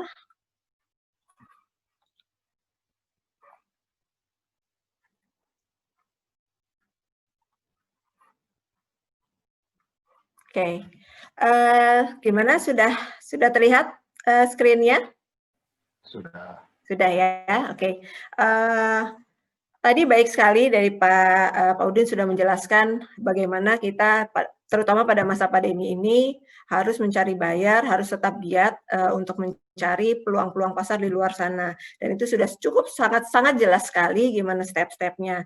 Nah, dengan semua yang sudah kita lakukan tadi itu tentunya tidak berhenti sampai di situ gitu ya. Nah, sini juga saya jelaskan bahwa bagaimana kita mencari buyer sebetulnya di luar masa pandemi ini sebetulnya kita bisa juga mendapatkan peluang-peluang dengan adanya sistem yang offline. Jadi kita kemungkinan mendapatkan peluang berpartisipasi di dalam pameran-pameran juga mungkin nanti dilakukan setelah mungkin masa pandemi ini selesai.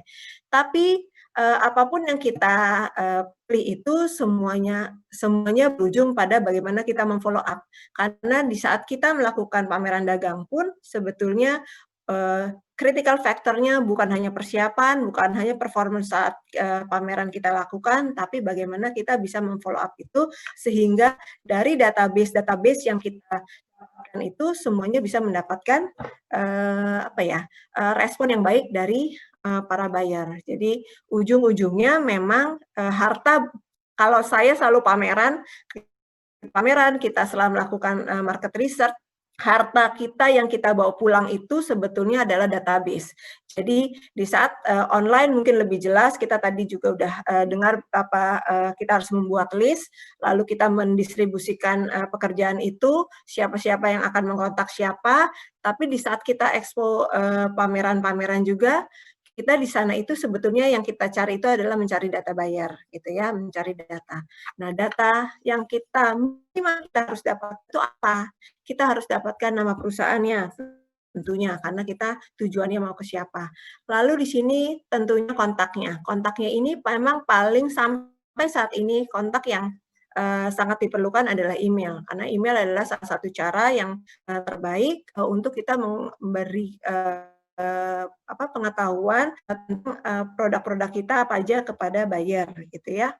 Lalu kita sebisa mungkin mendapatkan PIC-nya, namanya atau divisinya, dia paling tidak dia divisi di mana, karena kita nanti akan berusaha mengkontak buyer langsung pada tepat tujuan, kita hubungi siapa. Karena sudah dipastikan kalau orang terima email atau terima penawaran tapi dia tidak personal kepada dia bisa menganggap itu spam, dia bisa menganggap itu bukan penawaran yang serius.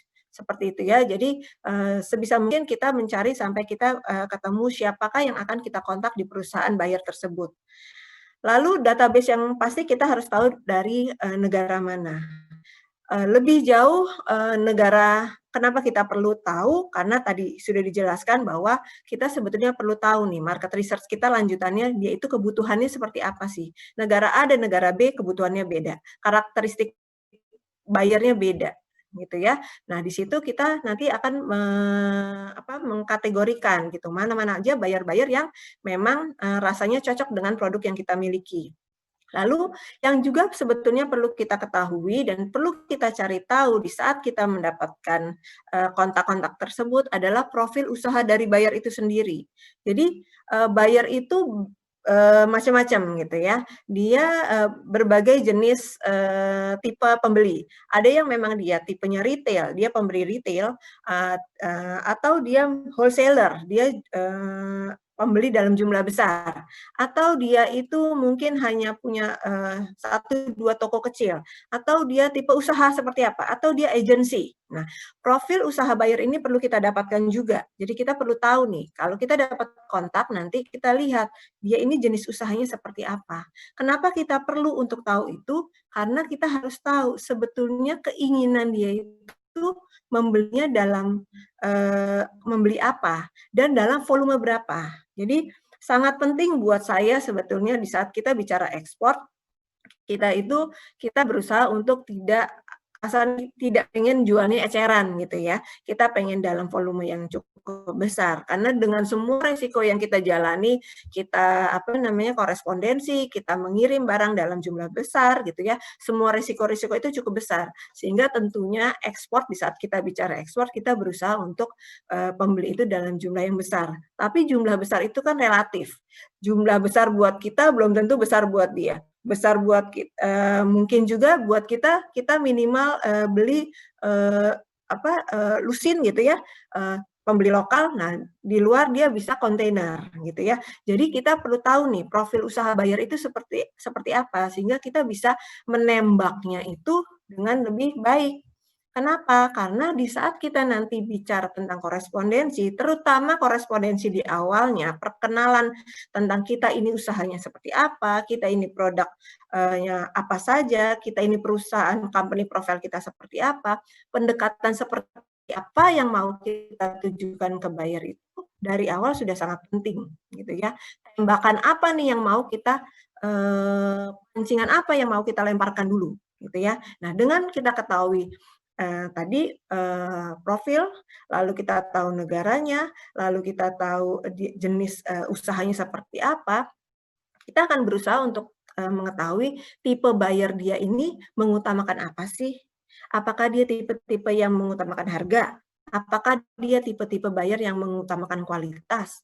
Apakah dia tipe-tipe buyer yang mengutamakan keunikan-keunikan dari produk atau keunikan dari perusahaan? Lalu apakah dia memang pengen punya membeli produk yang konsepnya sangat jelas gitu ya. Karena beberapa perusahaan sangat ingin membeli dari perusahaan-perusahaan yang misalkan fair trade, misalkan dia natural dia mengembangkan natural gitu ya, konsep-konsep yang natural, konsep-konsep yang alami. Jadi apa sih tipe buyer-nya, buyer ini dia mengutamakan apa? Lalu itu yang akan menentukan produk apa nih yang kita mau lemparkan dulu. Karena bisa dibilang teman-teman, kalau saya selalu ketemu dengan banyak teman-teman UKM, itu mereka sudah punya produk-produk yang luar biasa. Dan variasinya juga biasanya luar biasa, gitu ya. Tapi di saat mau melemparkan, produk apa dulu nih yang mau saya lemparkan, sama seperti kita ketemu orang, kesan pertama itu luar biasa penting, gitu ya. Kesan pertama bagaimana kita menciptakan kesan yang tepat sasaran itu penting. Sehingga kita harus tahu nih, produk apa yang mau kita tawarkan. Apakah produk yang harganya memang relatif murah, atau produk yang kita bisa bilang kualitasnya adalah unggulan, atau produk yang bisa dibilang sangat unik gitu ya. Karena kita lihat buyernya ada tipe-tipe yang misalkan dia konsep store yang unik gitu. Atau dia mengutamakan dari konsep perusahaan kita gitu ya. Misalkan pemberdayaan wanita. Ada beberapa perusahaan pembeli buyer di sana yang sebetulnya dia nggak peduli harga. Dia ya kualitas oke lah. Cuma dia mengusung bagaimana misalkan memberdayakan wanita atau memberdayakan daerah-daerah yang terpencil gitu ya, cerita di balik itu. Nah, ini tipe buyer yang seperti apa? Itu yang akan menentukan produk apa sih yang kita mau tawarkan di awal gitu ya. Seperti itu. Nah, selanjutnya PR kita setelah kita merangkum nih, kurang lebih nih buyer A, kita sudah melakukan research ya, kita sudah dapat database-nya, lalu kita mau melakukan korespondensi awal. Nah, kita pada saat korespondensi itu, kita sudah dapat tuh tadi data-data itu, gitu ya. Nah, kita simpan itu, kita susun surat bisnis yang rasanya tepat sekali untuk buyer A tadi. Nah, surat bisnis di sini saya rekomendasikan sampai saat ini adalah email adalah cara terbaik untuk melakukan korespondensi. Kenapa? Karena email ini terrecord dengan baik. Gitu ya. Karena beberapa negosiasi, beberapa pembicaraan penting mungkin saja tidak di dalam recordnya tuh tidak di dalam kontrak tertulis gitu ya. Tapi dengan kita punya record dari email tersebut, bahasa surat yang sudah dimasukkan dalam surat, kita bisa menjadikan itu sebagai catatan-catatan, baik terhadap buyer, baik terhadap kita sendiri gitu ya. Jadi sampai saat ini email itu memang adalah salah satu cara korespondensi yang paling mudah dan yang paling tepat untuk mencari mengkorespondensi buyer-buyer di luar. Nah, di saat kita melakukan juga sangat penting untuk kita menyapa tepat tujuan. Nah, tepat tujuan ini seperti ini maksudnya. Kita langsung misalkan kita mau bicara misalkan Mr. John kalau kita tahu namanya, atau Dear Procurement Division. Nah, tepat tujuan, kemana kita mau melemparkan surat ini. Nah, itu kita perlu untuk surat bisnis ini. Surat bisnis juga sangat penting, surat awal ya terutama adalah sangat informatif. Jadi dari awal kita akan usahakan surat lembaran pertama yang kita kirim ke dia sudah mengandung informasi-informasi. Sehingga dia membaca kesan pertamanya, dia langsung tahu bahwa kita ini perusahaan apa, menjual apa, keunggulan kita apa. Itulah yang saya sebut sebagai informasi. dan informatif tadi. Lalu kenapa kita sebetulnya enak bicara dengan email? Karena sebetulnya dengan email kita nggak bertatap muka langsung, kita menempatkan diri kita sebetulnya sejajar dengan buyer gitu ya. Karena mohon maaf, kadang-kadang kalau kita bertatap muka, kadang-kadang kita itu suka banyak lah ya teman-teman yang kadang-kadang udah minder duluan, sehingga bahasa tubuh, bahasa cara kita penyampaiannya itu seakan kita itu yang apa ya, yang di bawah buyer. Padahal sebetulnya kita enggak. Kita itu sama-sama berada dalam satu derajat yang sama-sama membutuhkan. Kita doing business yang sebetulnya dia membutuhkan produk kita juga membutuhkan dia untuk membeli produk kita. Di email ini kita bisa mendapatkan rasa itu ya, sederajat itu. Lalu tentunya di saat kita bicara tentang korespondensi harus ada etika-etika universal yang harus kita ikuti. Contohnya tidak menggunakan huruf kapital seluruhnya. Rasanya itu semua orang juga sudah cukup tahu ya. Font jangan merah semua. Lalu menggunakan font yang jelas dan dengan font yang profesional. Nah, sebetulnya kalau kita bicara tahap korespondensi, ada beberapa tahap. Jadi di saat kita akan sudah siap untuk ekspor, adalah saat di mana kita sudah siap untuk melakukan banyak tahapan korespondensi. Kenapa? Terutama karena kita ekspor, kita berhubungan dengan buyer-buyer yang lokasinya jauh ya. Jadi semua itu harus sangat clear di dalam tahap-tahap korespondensi. Jadi kita sudah tahu nih, bahwa kita dari awal kita akan melakukan perkenalan. Lalu kita akan melakukan penawaran. Lalu kita akan melakukan follow up, dan negosiasi di tengahnya. Lalu setelah penawaran itu disepakati, kita akan melakukan apa nih? Kita tetap harus melakukan update status produksi kita. Lalu kalau kita bicara ekspor, nanti akan ada shipment. Semua proses-proses di mana kita melakukan pergerakan produk itu sebaiknya diupdate ke buyer. Kenapa ini penting? Karena bayangkan kalau kita juga sebagai pembeli dan penjual kita membeli produk yang jaraknya jauh gitu ya. Lalu di sana juga kita tidak bisa selalu melihat produknya, prosesnya, dia akan sangat merasa tenang, sangat merasa aman, dan sangat merasa nyaman apabila kita memberi update-update progres dari status produksi, status shipment, dan lain-lain. Nah, harus sangat diingat bahwa ekspor itu, dikala kita sudah niat ekspor, kita itu bicara long term, gitu ya. Saya alhamdulillah mungkin menjalani ini udah sekitar 15 tahun, jadi saya sangat merasakan bahwa ekspor ini itu kita bicara long term. Saya masih bertemu buyer-buyer saya sekitar 10-15 tahun yang lalu. Jadi buyer awal itu mungkin bisa sangat mungkin gitu ya, untuk repeat order, untuk kembali membeli, bahkan mungkin di saat dia sudah pindah perusahaan, karena korespondensinya baik, komunikasinya baik, itu bisa terus datang ke kita. Kadang-kadang bahkan ini sangat mungkin bahwa dia sudah pindah perusahaan dan bahkan dia itu mungkin mencari produk yang mungkin tidak kita tawarkan gitu ya. Tapi dia sudah percaya sama kita. Dia sangat suka dengan cara kerja kita. Dengan cara kita selalu memberi respon yang baik, memberi update yang baik sehingga dia banyak sekali buyer-buyer saya yang, "Esti, can you find this item? Kamu bisa nggak carikan saya barang ini? I know it's from Indonesia." Saya tahu itu dari Indonesia. Dari situ jadi sebetulnya peluang-peluang itu luar biasa banyak di ekspor ini. Kenapa? Ya seperti itu. Karena jarak yang jauh ini membuat hubungan personal antara kita buyer dan kita penjual dan buyer itu kalau sudah dapat kliknya itu peluang bisnisnya sangat besar gitu ya. Jadi tahapan-tahapan korespondensi ini yang harus kita semua pahami bahwa ada tahap-tahapan yang memang harus kita lakukan gitu ya sampai nanti memang shipment sudah selesai, lalu bahkan nanti kita akan terus menyapa dia di saat ordernya sudah selesai. Nah, awalnya pentingnya karena kita bicara bagaimana mencari buyer, tentunya kita bicara perkenalan awalnya. Jadi sebetulnya kalau saya pisahkan itu sebetulnya ada bicara awal perkenalan dan awal pertemuan. Nah, tadi kita udah bicara, ada nih yang kita ketemunya online. Berarti kita belum pernah bertatap muka langsung gitu ya. Ada yang kita pernah ketemu kali, misalkan kita pernah ketemu di saat pameran dagang. Nah, di saat kita udah ketemu pameran dagang, jadi kurang lebih sebetulnya kita harusnya sudah bisa meraba nih.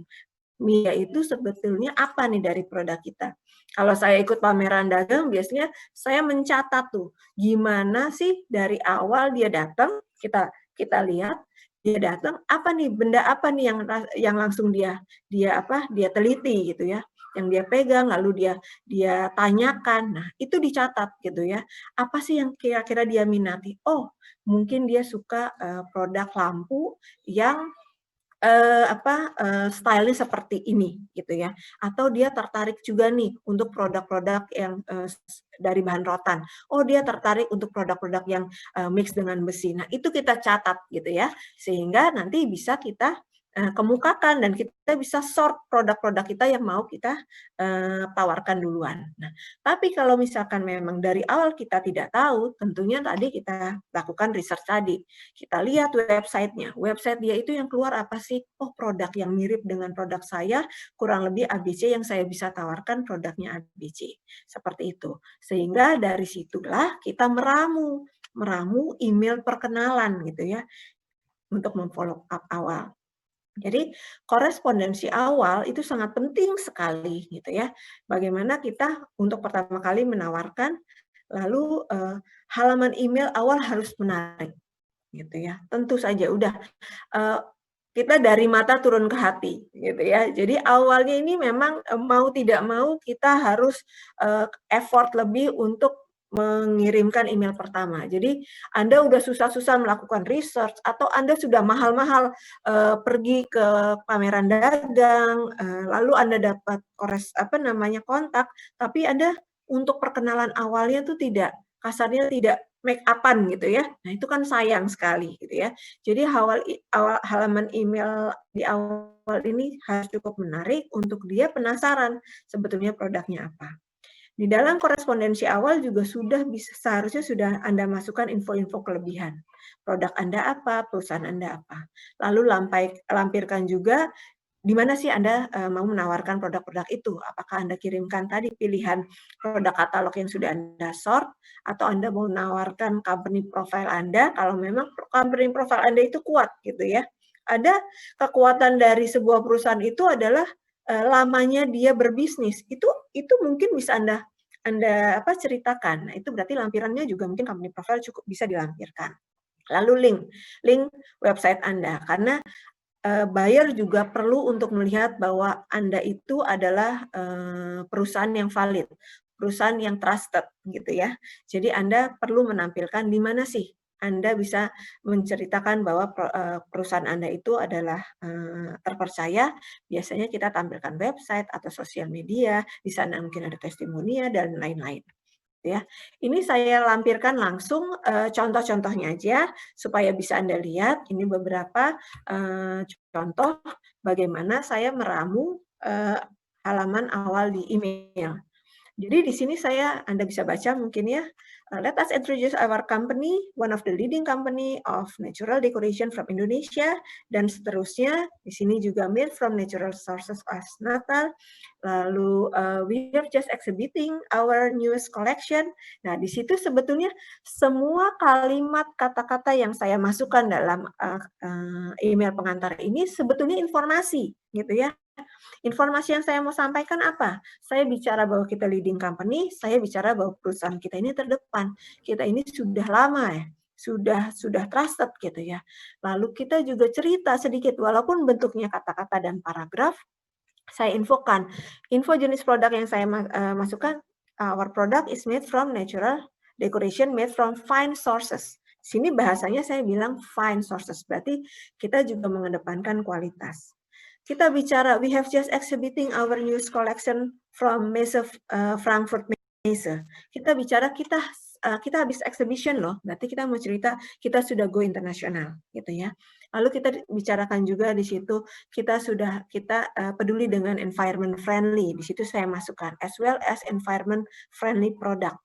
Lalu kita bicara kita mau cerita apa nih dengan paragraf yang singkat ini harus banyak yang kita ceritakan. Kita sudah our price are export FOB terms. Nanti bisa dipelajari ya di kelas-kelasnya PPI juga bahwa di saat kita mau bicara ekspor, kita udah harus siap nih ekspor sebetulnya FOB terms. Dan buyer di saat melihat bahwa kita sudah bisa memberikan harga FOB, berarti dia sudah melihat, oh, perusahaan ini sudah biasa ekspor nih, gitu. Dia semakin yakin untuk bisa lanjut korespondensi dengan kita. Dia lalu kita berikan link website-nya. Jadi bagaimana halaman pertama ini simple aja, cuma Anda berikan gambar, sentuhan gambar, Anda berikan kata-kata yang memang penuh dengan informasi. Nah itu nanti Anda bisa masukkan attachment-nya, gitu ya. Attachment, apakah Anda mau masukkan attachment e-katalog tadi, ataukah company profile tadi.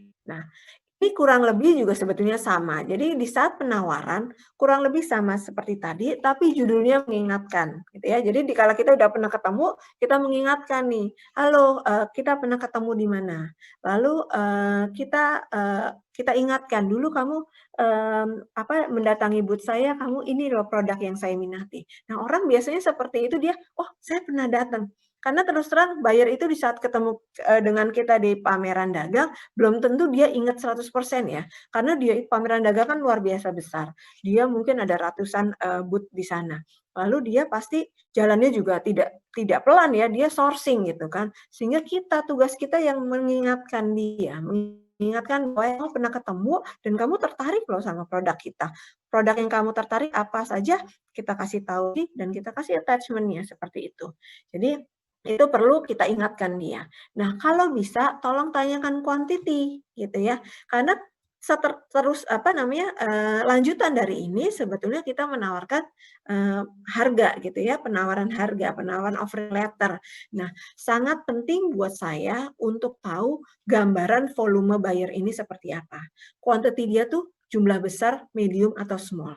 Dari situ kita baru bisa memberikan harga yang benar-benar terbaik untuk kondisi dia, untuk kebutuhan dia. Jadi biasanya saya rangkum, saya ingin tahu quantity dia kurang lebih, can you share us your quantity order, misalkan reference, so give you our best price, misalkan bahasanya seperti itu. Jadi kita akan memancing dia untuk tahu skala bisnisnya dia itu seperti apa dan kita bisa memberikan harga yang terbaik. Jadi ini korespondensi yang berhubungan dengan sudah mulai penawaran. Nah, ini saya beri gambaran aja betapa biasanya kalau setelah kedua pertemuan gitu ya, kita udah tahu kira-kira dia produknya apa, kita mulai memberikan quotation. Sama, quotation ini walaupun satu lembar, cuma harus tetap memberikan informasi yang jelas gitu ya. Seperti misalkan ini sudah harganya apa? FOB kah? Ex work kah? Gitu ya. Atau harga apa nih yang Anda mau berikan? Sehingga apa? Dengan Anda memberikan informasi yang sudah jelas, sehingga dia udah nggak perlu banyak tanya. Karena terus terang memang kita tuh kadang-kadang punya keterbatasan penyampaian bahasa gitu ya. Kita mungkin tidak semua bisa fasih bahasa Inggris gitu ya. Tidak semua mudah untuk berkorespondensi. Nah, bagaimana sih meminimalisasi bahasa-bahasa yang menurut kita susah? Kita jelaskan sejelas-jelasnya dalam apa yang kita bisa jelaskan dalam sheet ini gitu ya, dalam quotation ini. Sehingga dia udah bisa baca, oh deskripsinya ini, oh FOB price-nya ini, oh dia pakai box-nya ini. Dia bahkan bisa menghitung kurang lebih saya mau order biayanya kurang lebih berapa karena dia sudah bisa hitung volume sendiri. Saya masukkan di sini load 20 feet container berapa. Box-nya itu pieces per box-nya berapa. Dari sini informasinya udah cukup jelas untuk sebetulnya dia menghitung. Oke, landed cost biaya saya beli produk ini kalau sampai saya ke negara saya tuh berapa gitu ya. Itu sudah bisa sangat cukup jelas gitu di sini. Lalu ada beberapa informasi-informasi yang saya masukkan. Seperti payment term yang saya inginkan tuh seperti apa. Shipment-nya itu nanti seperti apa. Semua ini masih dalam bentuk negotiable ya. Karena ini penawaran dari kita sebagai penjual. Biasanya dari sini akan memancing juga. Hey, misalkan Esti, my company tidak bisa TT 50%, kita bisanya 30%.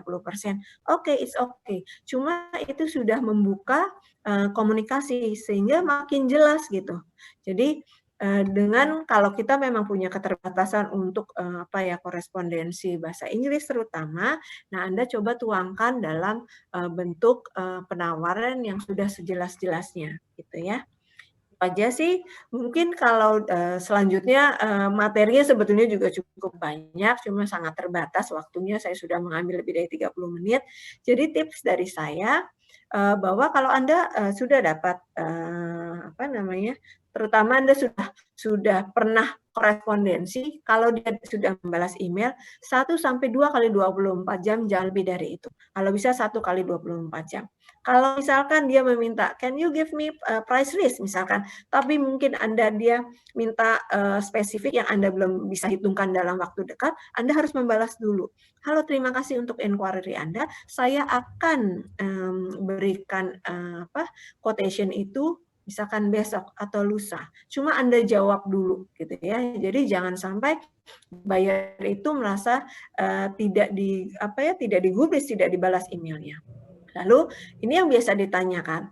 Kalau misalkan Anda sudah email, mungkin ordernya sudah selesai, lalu kapan sih kira-kira saya bisa nawarin dia lagi? Kan pengennya saya selalu bilang bisnis in export itu long term. Jadi saya pegang database sekarang, saya bisa tawarkan misalkan nanti akhir tahun atau tahun depannya lagi. Sebetulnya setiap Anda punya koleksi produk baru, Anda nggak apa-apa kok menghubungi dia lagi. Hai Mr. siapa, I have new collection, product collection, this is my catalog misalkan. Ini saya punya produk baru, ini katalog baru saya, silakan Anda review. Bisa. Jadi Anda bisa kembali menghubungi dia setiap kali Anda punya koleksi produk baru. Atau kalau misalkan tidak, dalam sekedar mengingatkan, kurang lebih 6 bulan itu sangat wajar untuk kita kembali menghubungi dia lagi. Tipsnya tentunya bahasa Inggris, satuan harga ekspor. Nah, ini kalau teman-teman calon eksportir sudah harus dibiasakan untuk membeli harga yang memang siap ekspor. Ada kita biasa bilang FOB, free on board tadi. Jadi buyer itu nggak pusing, dia nggak ngurus biaya cukai, dia nggak ngurus biaya-biaya kalau misalkan pengiriman, biaya angkut dari gudang kita ke pelabuhan atau packaging dan lain-lain. Itu biasanya buyer pengen simple, biaya yang dia keluarkan dari kapal sampai semua yang dia keluarkan di negaranya dia. Sehingga kita harus belajar tuh. Itu harus Anda pelajari. Lalu untuk para calon eksportir atau eksportir yang sudah mulai selalu berpikir long term. Jadi apapun yang Anda lakukan bahwa Anda ini sebetulnya bisnis nggak untuk sebulan 2 bulan atau Anda nggak setahun 2 tahun gitu ya. 10 tahun, 15 tahun, umur panjang, insya Allah long term bisnis ekspor itu potensinya sangat banyak. Mungkin itu aja dari saya. Start where you are, use what you have, and do what you can. Jadi kita harus mulai dengan apa yang kita miliki, tapi kita perlu gerak cepat gitu ya. Oke, terima kasih. Salam sukses. Mungkin materi dari saya itu aja. Terima kasih. Saya kembalikan lagi kepada Mas Anto, moderator, untuk dilanjutkan. Nanti QA mungkin di akhir ya, Mas Anto ya. Terima kasih Bu Esti yang telah menyampaikan bagaimana kita harus memfollow up buyer. Tadi sudah mungkin saya simpulkan tadi yang sudah disampaikan oleh Bu Esti ada beberapa hal.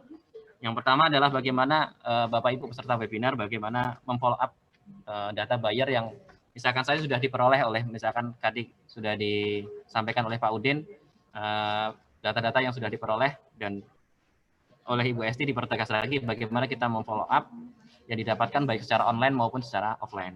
Kemudian poin pentingnya adalah kita juga harus bisa menganalisa atau mengetahui tipe atau calon buyer yang akan kita komunikasikan. Kemudian lakukanlah korespondensi bisnis ataupun komunikasi karena itu adalah faktor penting dan juga adalah bagaimana kita melakukan pendekatan dengan calon buyer, apa-apa alat-alat yang harus kita komunikasikan, apakah itu company profile atau price list dan sebagainya. Dan tadi sudah di akhir sesi Ibu Esti juga sudah menyampaikan bagaimana tips yang harus dilakukan, termasuk bagaimana kita kecepatan merespon dalam melakukan korespondensi atau komunikasi dengan calon buyer.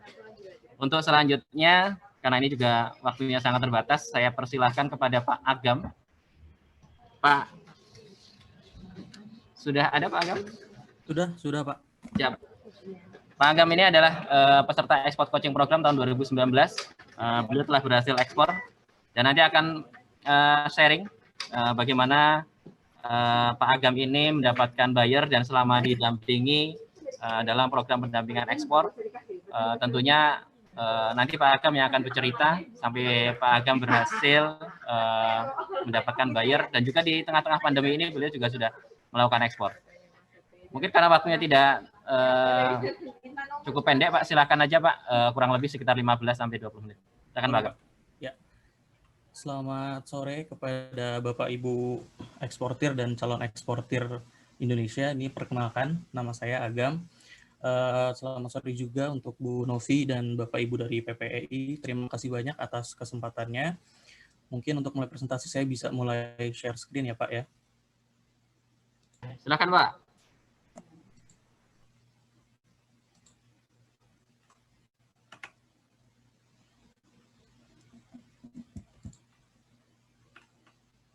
Ya, sudah bisa dilihat ya Bapak Ibu untuk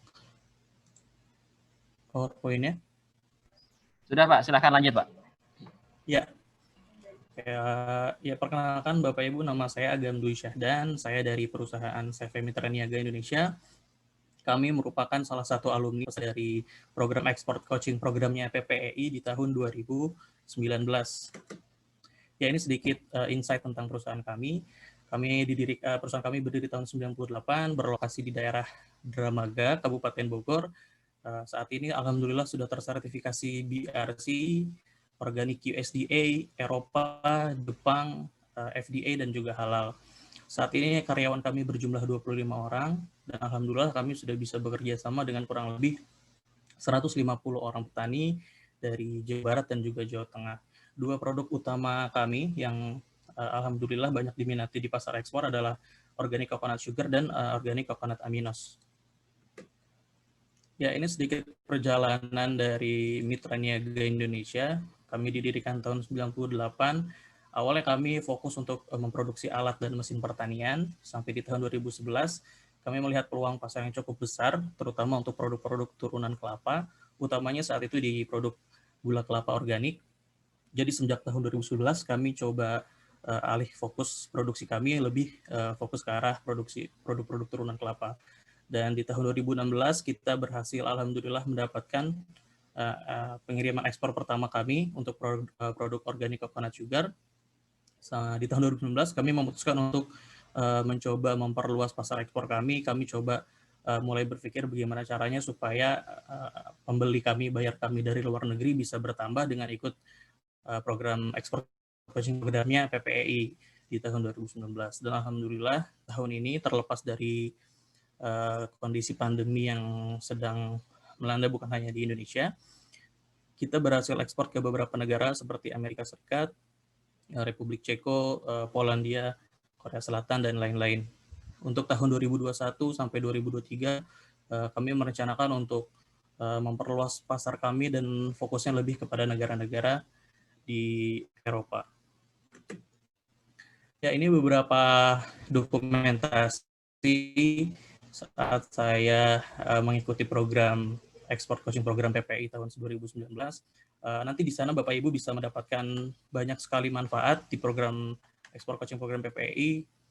Bisa kita sebut mungkin Bapak akan diajarkan belajar akses pasar, gimana caranya mendapatkan buyer, penentuan harga, mungkin ada Bapak Ibu yang masih bingung kalau untuk ekspor bedanya apa sih dengan jual barang di dalam negeri. Ekspor itu apakah harus jual lebih mahal atau harusnya kita jual lebih murah dari dalam negeri. Nah, itu semua nanti akan dijelaskan di program coachingnya PPEI. Sampai juga nanti kita akan ada pendampingan dari segi virtual business matching. Jadi saya dulu sempat dibikinkan program dengan teman-teman peserta coaching yang lain. Jadi PPEI itu mengadakan virtual business matching dengan 6 perwakilan ITPC dan atas perdagangan di luar negeri, di mana masing-masing ITPC dan atas perdagangan itu mereka juga mendatangkan buyer dari negara-negara representatif mereka gitu. Jadi alhamdulillah sekali ECP-nya ekspor coaching programnya PPI ini memang sangat membantu. Jadi Bapak Ibu kalau ada kesulitan mencari buyer, kesulitan dalam bahkan izin ekspor, semua bakal dibantu sama PPEI. Gitu. Ya, sedikit tentang perusahaan kami. Jadi sebenarnya kalau diminta sharing, simpelnya saya cuma melakukan apa yang dijelaskan sama Pak Udin dan Bu Esti tadi. Gitu. Jadi step by step-nya semua benar-benar saya lakukan, dan alhamdulillah didukung dengan karena situasi saat ini yang sedang mengharuskan kita banyak bekerja dari rumah, banyak bekerja memanfaatkan virtual meeting, online digital marketing, dan lainnya.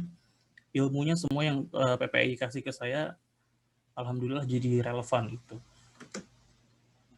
Nah, untuk bisa mendapatkan buyer di masa pandemi seperti ini, sebenarnya apa yang kami lakukan, apa yang perusahaan kami lakukan? Yang pertama, semenjak Januari sampai April, perusahaan kami sama sekali tidak melakukan pengiriman. Jadi bisa dibilang impact COVID-19 ke perusahaan kami, kegiatan ekspor perusahaan kami itu cukup besar.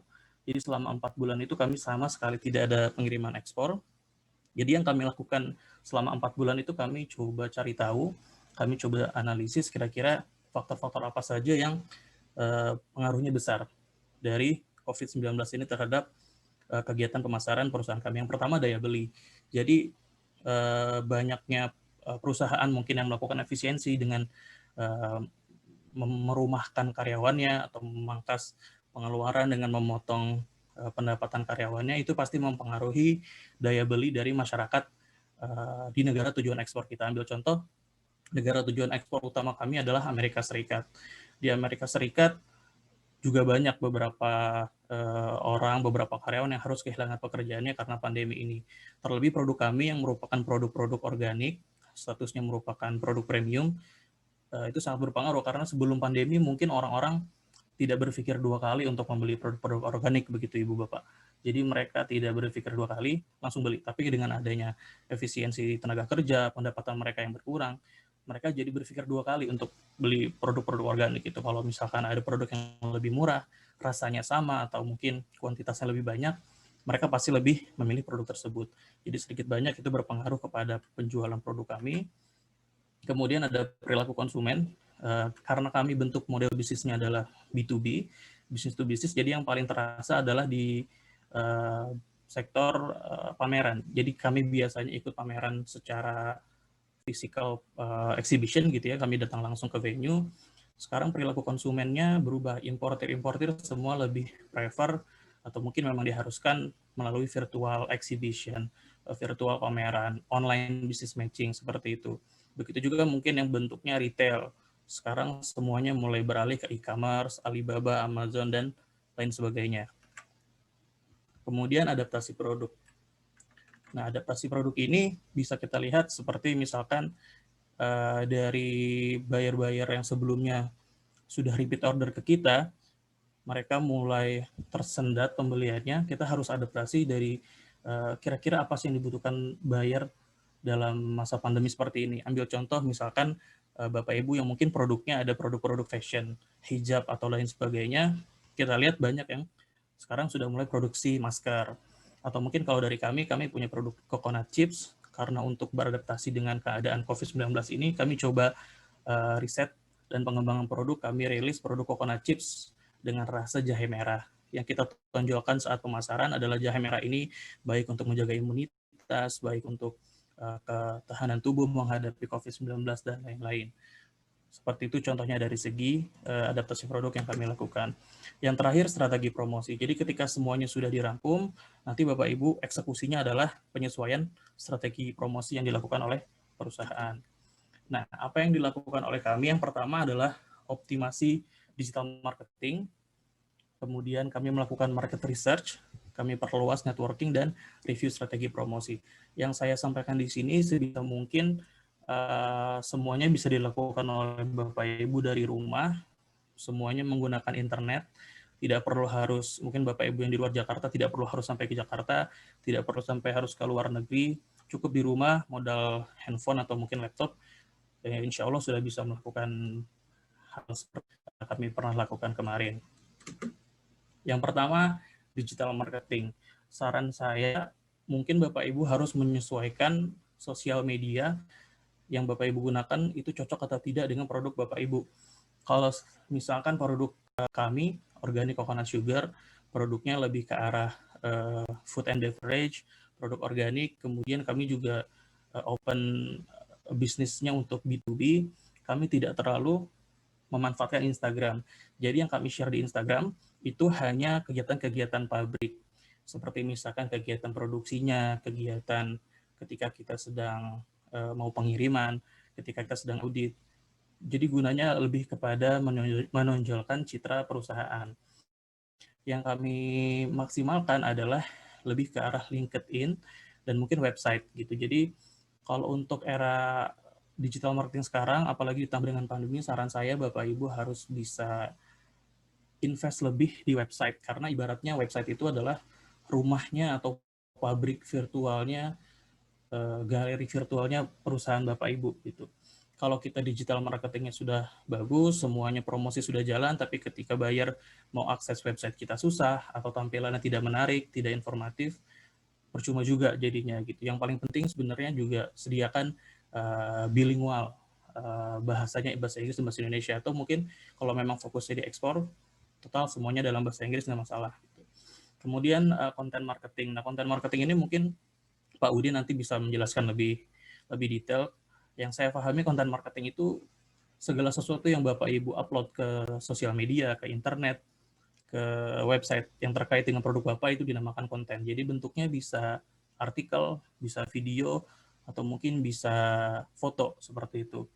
Nah, contoh kasus yang saya lakukan, misalkan saya punya produk organik coconut aminos, jadi dia merupakan kecap asin organik, tapi basicnya bukan dari kedelai. Kita pakainya nira kelapa. Nah, saya coba cari-cari di website yang bisa mendukung konten marketing. Bisa Bapak Ibu bisa coba Google Trend atau mungkin website-website lain yang bisa nge-track kira-kira apa nih yang lagi rame di internet, yang sedang dibahas di internet tentang sesuatu yang terkait dengan produk Bapak Ibu. Waktu itu saya cari di Google Trend, saya search keywordnya adalah organic coconut aminos. Ternyata yang paling banyak dicari adalah perbandingan organic coconut aminos dengan organic coconut soy sauce gitu. Nomor satunya itu. Setelah saya tahu yang sedang trending adalah topik tentang materi tersebut, saya post artikel di website saya yang saya jelaskan di situ perbedaan coconut aminos dengan kecap asin originalnya apa. Kemudian banyak juga ternyata yang cari mengenai kegunaan coconut aminos ini sebenarnya apa gitu. Nah, untuk bisa masuk ke sana, saya coba upload video di YouTube mengenai resep-resep yang bisa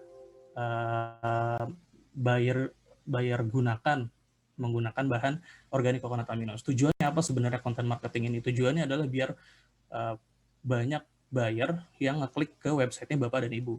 Gitu. Jadi kalau Bapak Ibu uploadnya cuman konten-konten seperti yang Bapak mau, yang Bapak Ibu mau, belum tentu buyer akan ngeklik konten-konten tersebut. Gitu. Jadi usahakan buat konten, artikel, video, atau foto apapun justru yang sedang ramai dibicarakan oleh buyer yang Bapak Ibu tuju, misalkan di negara Amerika Serikat, di Jerman, atau negara lain yang jadi tujuan Bapak Ibu. Yang terakhir, ada Google Ads, Facebook Ads, dan Instagram Ads. Ini jujur saya belum coba ini, cuman kalau Bapak Ibu mungkin ada biaya atau ada dana lebih, boleh dicoba. Beberapa testimoninya lumayan bagus, cuman karena saya model bisnisnya B2B, jadi saya belum terlalu pakai.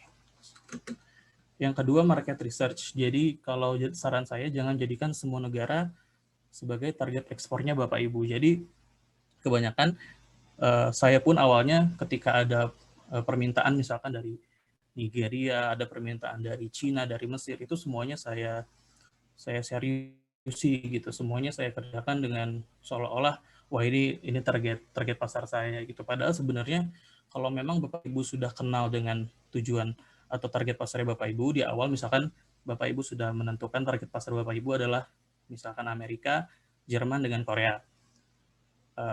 Fokus di 3 negara itu dulu aja gitu. Jangan semua negara Bapak Ibu paksakan untuk bisa masuk produk Bapak Ibu, karena setiap negara itu karakteristiknya beda-beda. Kalau Bapak Ibu menargetkan semua negara sebagai negara tujuan ekspor, yang ada nanti strateginya jadi berantakan.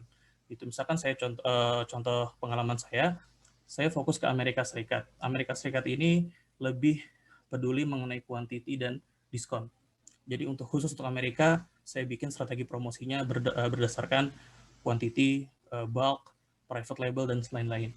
Kemudian untuk ke Jerman, karena di Eropa, kebanyakan buyer itu lebih mendengarkan story behind the product mereka lebih peduli tentang berapa banyak petani yang sudah dibina misalkan, atau apakah kita mempekerjakan anak-anak di bawah umur misalkan. Nah, dengan target market Jerman, saya sesuaikan strategi pemasarannya sesuai dengan permintaan dari buyer. Jadi kalau bisa tentukan dulu target marketnya seperti apa, seperti yang tadi sudah dijelaskan juga oleh Pak Udin di situs trademap.org. Itu persis yang saya lakukan. Saya pilih negara-negara yang memang sesuai dengan HS code produk-produk saya. Setelah itu baru bikin strategi promosi berdasarkan negara-negara tersebut. Lihat karakteristiknya seperti apa dan preferensi bayarnya seperti apa, kalau tadi kata Bu Esti ya. Kemudian coba lihat peluang di negara-negara non-tradisional. Jadi ini terjadi sama perusahaan kami. Jadi perusahaan kami terlalu fokus ke negara-negara tradisional seperti Amerika Serikat, Jerman, Inggris, tanpa mengetahui sebenarnya negara-negara non-tradisional ekspor seperti ambil contoh Azerbaijan atau mungkin Polandia, Ceko, negara-negara seperti itu juga punya kemampuan impor untuk produk-produk tertentu yang mereka memang cocok, itu lumayan besar gitu loh. Kebanyakan dari mereka impor produk-produk kami justru dari Jerman gitu. Jadi kalau kita bisa potong rantai pasoknya, kita langsung kasih ke Polandia atau kasih ke Ceko, itu justru bisa lebih menguntungkan buat kita gitu, karena kita dapat harga yang lebih bagus dan mereka juga dapat retail price yang lebih bagus. Jadi coba Bapak Ibu aplikasikan tadi yang sudah disebutkan oleh Pak Udin, itu sangat bermanfaat. Kemudian tentukan unique selling point. Nah, ini penting ketika Bapak Ibu menentukan strategi masuk ke satu negara ekspor. Bapak Ibu selain analisa negara tujuan ekspor, Bapak Ibu juga harus analisa kompetitor. Coba dilihat ketika Bapak Ibu misalkan sudah memutuskan untuk masuk ke negara Amerika Serikat, Bapak Ibu coba cari di internet, di trademap.org juga bisa, kira-kira perusahaan apa aja sih yang sejenis dengan saya yang sudah masuk ke Amerika. Mereka menjual apa yang mereka kedepankan, sertifikasi apa yang mereka punya. Dengan mengetahui kompetitor Bapak dan Ibu, nantinya Bapak dan Ibu bisa branding produk Bapak dan Ibu, positioning produk Bapak dan Ibu dengan lebih baik gitu. Jadi kalau memang sulit bersaing dengan supplier yang sudah ada, mungkin Bapak Ibu bisa mengincar market lain yang memang tujuannya sesuai dengan unique selling point yang Bapak Ibu jual. Seperti itu. Kemudian networking. Nah, ini memanfaatkan kondisi saat ini, banyak Bapak Ibu harus banyak-banyak mengikuti program-program business coaching seperti yang sedang kita jalani sekarang. Kemudian seperti yang Bu Novi tadi di awal sampaikan juga, Bapak Ibu hubungi ITPC dan atas perdagangan terkait.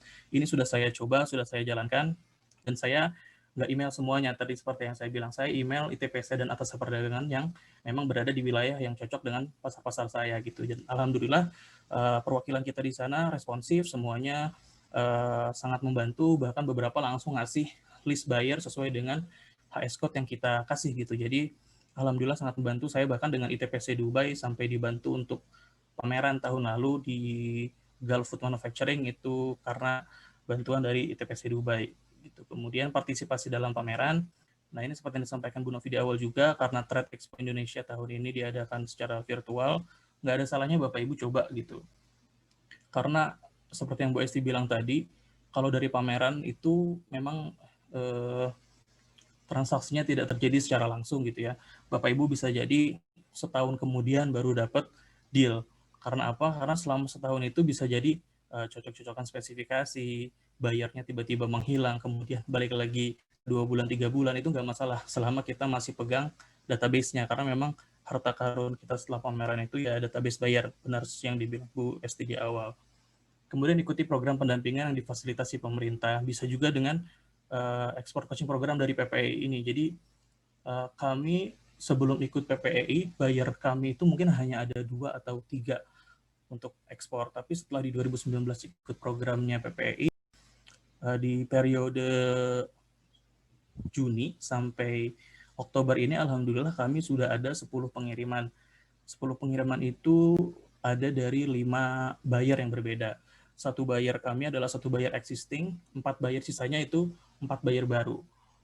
Nah, se-impactful itu manfaat yang bisa diberikan oleh program pendampingan dari export coaching programnya PPEI, atau mungkin Bapak Ibu juga bisa memanfaatkan program pendampingan dari dinas kementerian di daerah tempat Bapak Ibu berusaha, mungkin bisa dari Kementerian Perdagangannya langsung, atau mungkin dari Dinas Perindustrian dan Perdagangannya. Pokoknya manfaatkan channel yang ada sebaik mungkin, karena saya paham untuk UMKM biasanya orang marketing dengan ownernya itu orang yang sama, atau mungkin tidak ada orang khusus untuk nge-handle bagian marketing, jadi kadang suka kurang terfokus ke marketingnya gitu. Nah, saya juga sama, saya di perusahaan ini marketingnya cuma saya sendiri, jadi saya nggak bisa ngandelin banyak orang. Akhirnya saya minta bantuan ke pihak-pihak luar, ada ITPC, PPEI, dan program pemerintah yang lain, seperti itu. Kemudian strategi promosi. Strategi promosi sebenarnya hanya eksekusi aja. Jadi dari semua yang sudah saya sharing tadi, Bapak Ibu harus bisa eksekusi dengan baik. Misalkan untuk digital marketing, pilih sosial media yang bermanfaat, kemudian sosial media yang sesuai, kemudian juga adaptasi produknya seperti apa.